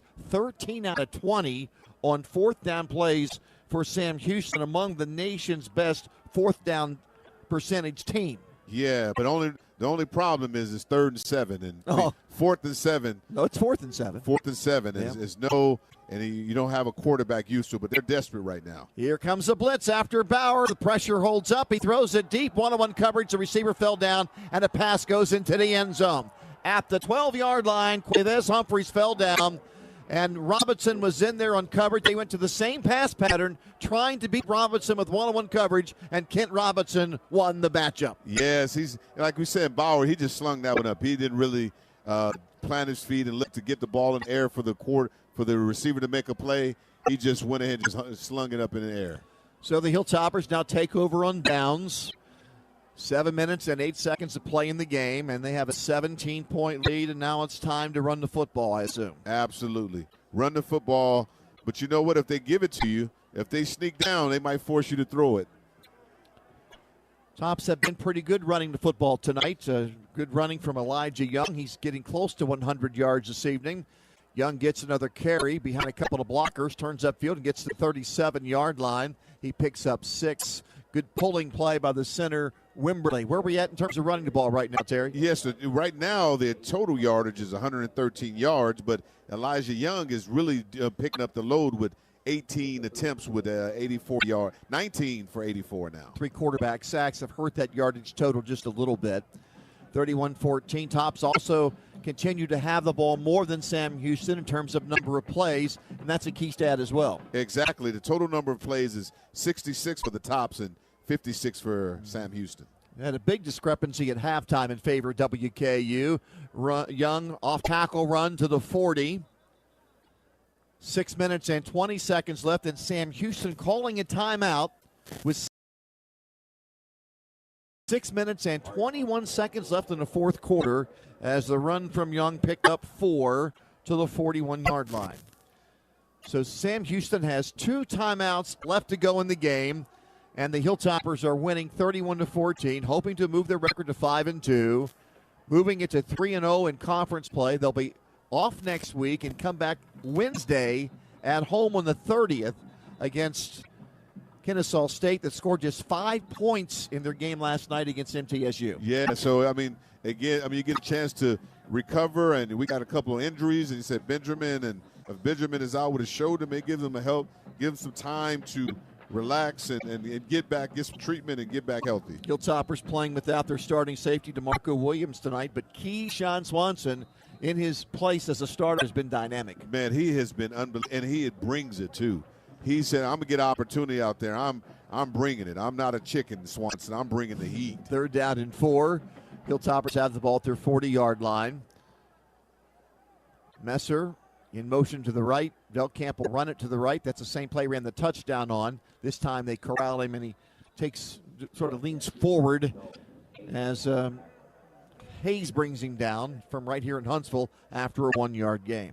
So they take a timeout again with 6 minutes and 17 seconds left to go in the game. The Bearcats have taken their 2nd timeout. Yeah, they only have 1 timeout left, though. So it was good. Really good to be conservative and punt this football and get it back in the defensive hands. And you don't want to be in a situation where you have a turnover and get them a short field. In Caden Veltkamp's last 4 games as the Hilltopper starting quarterback, he has scored at least once running and throwing in the same game 4 times out of 5 starts. Man, he has been dynamic. He's making things happen. When you do that and you can make plays, he's rushing the ball and he's running the ball well and throwing. He's 20 for 29 and with 281 yards, and he's running. He's effective and scoring touchdowns. When you got someone dynamic, it makes it hard for the defense. Maynard's best punt of the night drives it down to the Sam Houston 12-yard line. And that is a 47-yard punt. That is Maynard's average for the year. He leads Conference USA in punting average. He's had 8 punts of better than 50 yards. His longest is 60. And right now, if the season ended today or prior to this game, he would have the single season punting yardage record on the Hill. Yes, I mean, if it ended today, we got a lot more football left. Yeah, a lot more to go. So hope he can, I mean, right, he would want to take this game back today because a couple of those punts he didn't do as well. 1st and 10, Bearcats from their 19-yard line. Game is down to 6 minutes and 10 seconds left, and the Hilltoppers are leading by 17 points. Devin Lynch now in at linebacker with Sebastian out. They run it toward Lynch. Lynch turns the play inside, and it's only a gain of about 3. Devin Lynch, good play by Lynch on the outside, Terry. Yeah, Devin Lynch. I mean, you know what? That's great to keep contained. If you can do that, you can make plays happen. And I'm very impressed with that. I mean, keep that outside. And who else was on there again? Anthony Johnson was right there, too. 5-yard gain by Ducker. It is 2nd and 5 from the 19. This drive started to 14. Bauer racing to his right. They're after him. He's hit as he throws it down the sideline. It's incomplete. He was shoved out of bounds by Marcus Patterson. Sophomore, 275-pound defensive tackle. Bauer now 6 of 11. Clock is stopped on the incompletion. 5 minutes and 36 seconds left. And it's at the 19-yard line with the Hilltoppers leading 31-14. And you're getting a lot of guys opportunity to play, too. That's good. Come in there and get on film and get on video so they can get critiqued, and because they work all week long, too. So they need to see what they're doing, too. Herard now in at safety, the transfer from the University of Virginia. Here comes a 4-man rush. He throws a slant pass. It's dropped. And then he took a hit from the Hilltopper linebacker, Thomas. That time it was dropped by Evans. His dad played in the NFL. Gerard Evans, Virginia Tech star. See what they'll do here. Casey Keeler, 93-37 is all-time coaching record at Delaware and Sam Houston. And the Bearcats will go for it on 4th and 5 from their 19-yard line with 5 minutes and 32 seconds to go. They're down by 17 points. So they feel there's no chance if we don't go for it here. They only have 1 timeout left in the game. Hilltoppers have 5 down. They will rush 4. Bauer looking. He's flushed out. He fires it over the middle. It's caught at the 30-yard line for a first down. Tremendous pass as Bauer hit Matthews to the 30-yard line. Yeah, going across his body. I thought that was a pick. But great play by Bowers. I mean, he's on scholarship, too. He's trying to get his opportunities as much as possible. Hunter Watson, starting quarterback, left the game early in the third quarter. 5:06 to go, and dropping back the pass is Bauer, rolling to his left. They're after him. He's running. He's at the line of scrimmage. He's at the 35 to the 40, steps out of bounds to the 43-yard line. So he picks up 13. 4 minutes and 57 seconds are left, and the Cats will pick up a first down. And he can run, too. He ran really well on that. He was scooting on that one. And you know what? They have tried to throw that deep pass, and they've been unsuccessful. They're going to keep trying. So you have to take a chance. On the short side of the field, you have to take a chance deep. Swanson is one safety, and Matthews the other right now. Bauer rolling right, throwing on the run, and it's caught, but he took a big blow. Did he hold on? Stout decked the pass catcher, Simeon Evans, and he took a lot of punishment for a no gain on the pass play, Terry. I mean, great hand, one-hand catch for nothing. But he took a great hit, a pretty big hit by Upton Stout. For some reason, he knows, you said that, Upton Stout is from this area, and he's playing like that. Yeah. He must got a lot of tickets he gave it, a lot of family members. 2nd and 10, Cats from their 43-yard line. 4-man rush against Bauer. Rolling right. Rolling right over the middle of the traffic. Knocked away by Johnson. How good has he been tonight, Anthony? Batted the ball away at the 50, and it is 3rd and 6. I'm sorry, 3rd and 10 at the 43-yard line. Man, that almost was a tip, and I saw Wheeler trying to catch that would have been awesome to Wheeler to get him a ball and run down end zone. I would love to see him go like not a freight train, but a 18-wheeler coming down there, rumbling down there. 3rd and 10, Bearcats from their 43. Bauer will drop. Good job by Wheeler. He's running to his right, throwing it short. High pass and a big hit, but he did not wrap him up, and he's able to bounce off the blow from Keandre Williams, and a great catch and run by McKinney, and that's a first down to the WK 45-yard line. That goes for 12 yards. Yeah, I know there's a lot of substitutions. There's other players in there, so you got to be really careful because these guys can play. they keeping their starters in here with Sam Houston. 3.5 minutes to go at the 43-yard line of WKU. Bauer zips it over the middle, open receiver to the 30, and takes it down to the 28-yard line. And that is a 17-yard gain. Bauer now 10 out of 16 for 104 yards. 3 minutes and 11 seconds are left as we go down the stretch with Kentucky Downs in the Mint. Hilltoppers holding on to that lead of 17 points, 31-14. It's at the WKU 27-yard line. Here comes an all-that blitz. They're in his face. He dumps it short. It's caught, but there's Upton Stout again at the line of scrimmage to bring him down, and it's 2nd down and 10. Kentucky Downs in the Mint. It's cash or pass at the Mint Gaming Hall. Drawings every Friday at Kentucky Downs and every Saturday in Bowling Green. You can win up to $2,500 at Kentucky Downs in the Mint. You can do this. Yeah, between Upton Stout and Johnson, man, they are making some plays out there. They're running all over, flying around there. 2nd and 10 from the 27. Blitz again. Slant over the middle, dropped and picked up by Upton Stout. Here comes Upton to the 30, Upton to the 35 to the 40, Upton to the 44-yard line, and you can open up the doors and let the ushers in. This show is over. Upton Stout has picked off a pass. The Tops have it at their 44-yard line. 1st and 10 with 2 minutes and 17 seconds left to play. Man, he is making some plays. He made some plays tonight. All the family has seen him. Upton Stout. No, he is Upton Stud tonight, making all type of plays today. You know, the little thing you find, the stud finder is going right to number 21. Jared, when you turn around and look in the stands behind you, how many Upton Stout fans do you see? He's here from nearby Houston. Jared's still looking. Yeah, they're all standing up, too. They got the jerseys on and everything. You know what? I used to love that going to a game where you have your family out. You want to make sure you show up and show out. Sorry, guys. We were just talking about the zombie land and the fact that Upton Stout was told not to do it again on that one. Here's a run of 2 out to the 46-yard line. 2nd down and 8. We have 2 minutes and 10 seconds left. Hey, when you're out of town and want to keep up with live college sports, be sure to download the free Varsity Network app, available for both Apple and Android. Listen to college sports live with the Varsity Network app. The Bearcats have stopped the clock for the final time. They are without a timeout. It's a 2-minute timeout. So no timeout, the 2-minute timeout, and we're back with more. The Hilltoppers are going to move to 5-2. They'll have a bye next week. They'll stay in first place, and they have upcoming a week from this coming Wednesday, Kennesaw State at home on Blackout Night at Howard Smith Stadium. The kickoff is at 6:30. This is the Hilltopper Sports Network from Learfield. Southland Dairy Farmers is a proud supporter of Hilltopper Athletics and wants to remind you that milk is a part of everything that's good. That's right. Whether you're drinking a nice, cold, frosty glass of whole milk, putting that slice of cheese in your burger, or devouring a delicious scoop of your favorite ice cream, getting 3 servings of dairy a day helps all Hilltopper supporters stay strong and healthy. Heck, how do you think Big Red stays so energized in action? Milk, a part of everything that's good. Go Tops. Need an office space in Bowling Green? Discover Ment Cowork. We offer a range of flexible office solutions from private desks to team suites, perfect for solo entrepreneurs or growing companies. Whether you need a space for a day, a month, or a year, we've got you covered. Enjoy stunning views of the downtown square and the charm of our historic building. Call Ment Cowork at 270-775-0525 or visit Ment Cowork at 911 College Street, located on the square.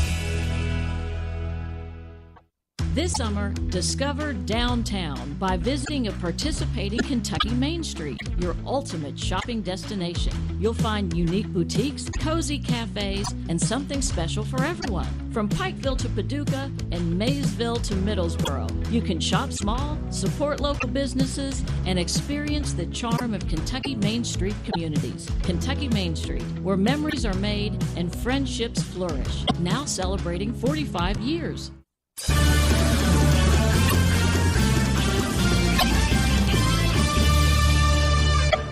Anthem would like to let you know there have been some sizable changes to Medicare as well as the health care options in Kentucky over the last couple of months. Some big changes just went down, and the plan you're currently on may not be the best one for you in 2025. So call the local agent, and they'll be happy to help. There's no charge for a local agent to help you.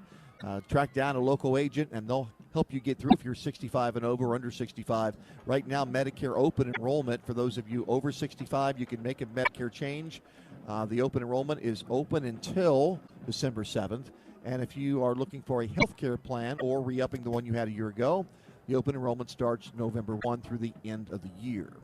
Hilltoppers are in good shape right now, Terry Obi, 17-point lead with the ball. A couple kneel down. Well, may not kneel it down, but the Bearcats can't stop it. This is going to be really a big win. And there's some adversity in this game. And they just completely turned it around late on the Marshall Jackson block field goal, and then the long run after the catch by Hutchinson, and then that fumble recovery, quick score by Veldkamp, game over. Exactly. I mean, special teams really came through tonight and made plays blocking field goals, because that's unusual to do that, and then making explosive plays. Sam Houston had the explosive plays before, but here we go with the tops to Hutchinson down. That was a great play to change the momentum. Caden Veldkamp, 20 on target completions tonight and 29 tries for 281. And what else have we learned, Jared Holland, tonight? What else have we learned? We have learned about the zombie land. That's zombie exactly land. right. That's No more zombies. Is that a video game or something? What is that? It's a celebration. You should know about that. You had a few celebrations back in your day, right? Man, we didn't do the zombie. Hey, it's Halloween. I think it's very appropriate. We got an orange field here to boot. Young to run it, toting the ball over the 50 down to the Sam Houston 48-yard line. Gain of about 5. The Toppers are watching this clock expire. Tyson Helton coming back to a university here 60 miles from where he was a quarterback at the University of Houston. His dad was a head coach at Houston. He's lived in Texas 2 different times, and he's going to walk away with a win. And his record in conference games now, Terry, goes to 31-11. Yeah, very impressed. I mean, excited about him. And after the halftime, he might have a different kind of tone after this victory on the later interview. But I understand how coaches feel about certain things, and they had a great second half and played together and played well. And all 3 phases of the ball game, they made plays. 1 minute, 13 seconds left. Hilltoppers letting the clock tick down. And they have it third down from the Bearcat 49-yard line. We only have 73 seconds left to go. Now, in our post-game show, always brought to you by the Graves Gilbert Clinic, Tyson Helton will visit with us. And we are also anticipating having Elijah Young and who's the other one? Anthony Johnson. Yeah, Anthony Johnson. There you go. This will only be the 3rd loss for Sam Houston in their last 11 games, dating back to last year.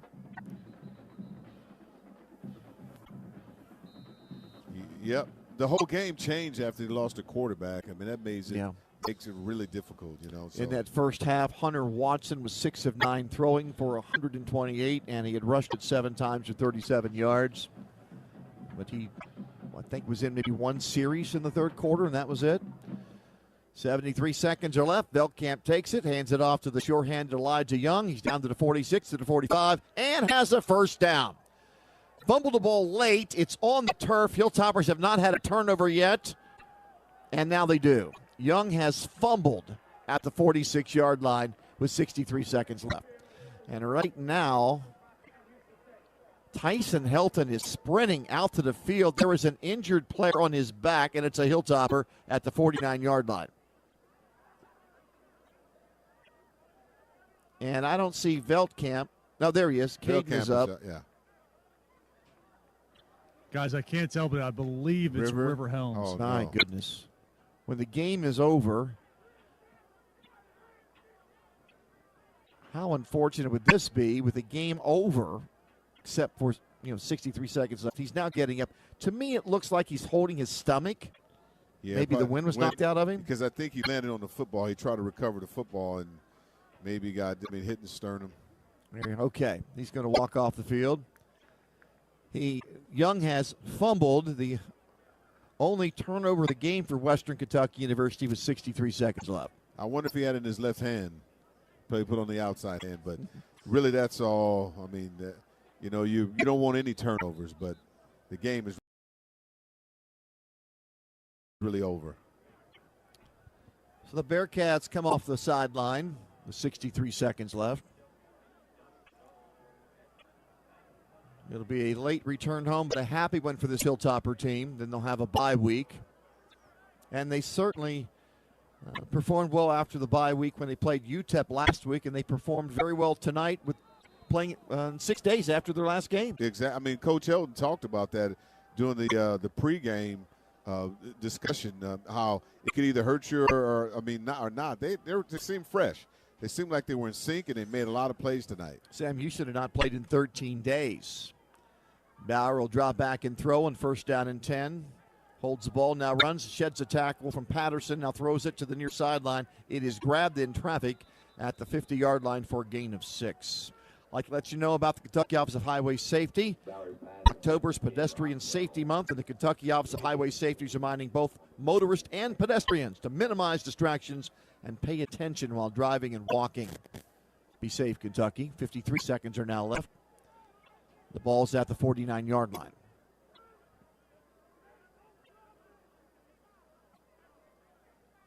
Jay Rockwell on the catch.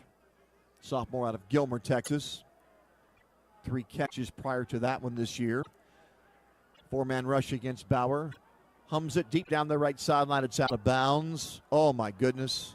Oh, wow. 2 people on the sideline. One was a photographer, and another gentleman, I think, was holding the cords for the photo for the photographer. They both got blasted, but they both are getting up quickly. I think they're okay. I saw the Tennessee Titan game this weekend, Terry. One of the gentlemen on the sidelines was taken off in a stretcher. He was hit by a player coming on the sideline. Yeah, we got to make sure Jared is okay out there, Jared. You got to use your feet, man. He did. I don't think he actually hit him. I think he ran over the cord and caught it between them and knocked them both down that way is what I could tell. It is 3rd and 7 with 47 seconds left. Bauer steps up. From the backside, he's going to be brought down by Edwards.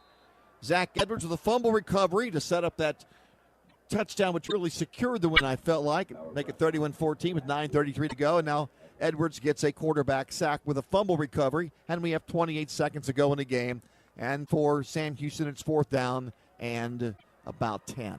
Yeah, if I'm them, I'm taking it. I'm done with this game. Well, they're not going to take another snap, Terry. The Hilltoppers with a well-deserved win tonight. An impressive victory down here against a team that was playing extremely well, winning 8 of their last 10. They were 5-1 this season, and the Hilltoppers outplayed them in the second half, and they defeat the Bearcats 31-14. Excellent game. I mean, you want to be a second-half team, and of course, the way Coach Helton went to that went to the after halftime. The way he sounded, I know he let them have it, and they came out with a different type of players. This second half, different type of team. So this was a red towel.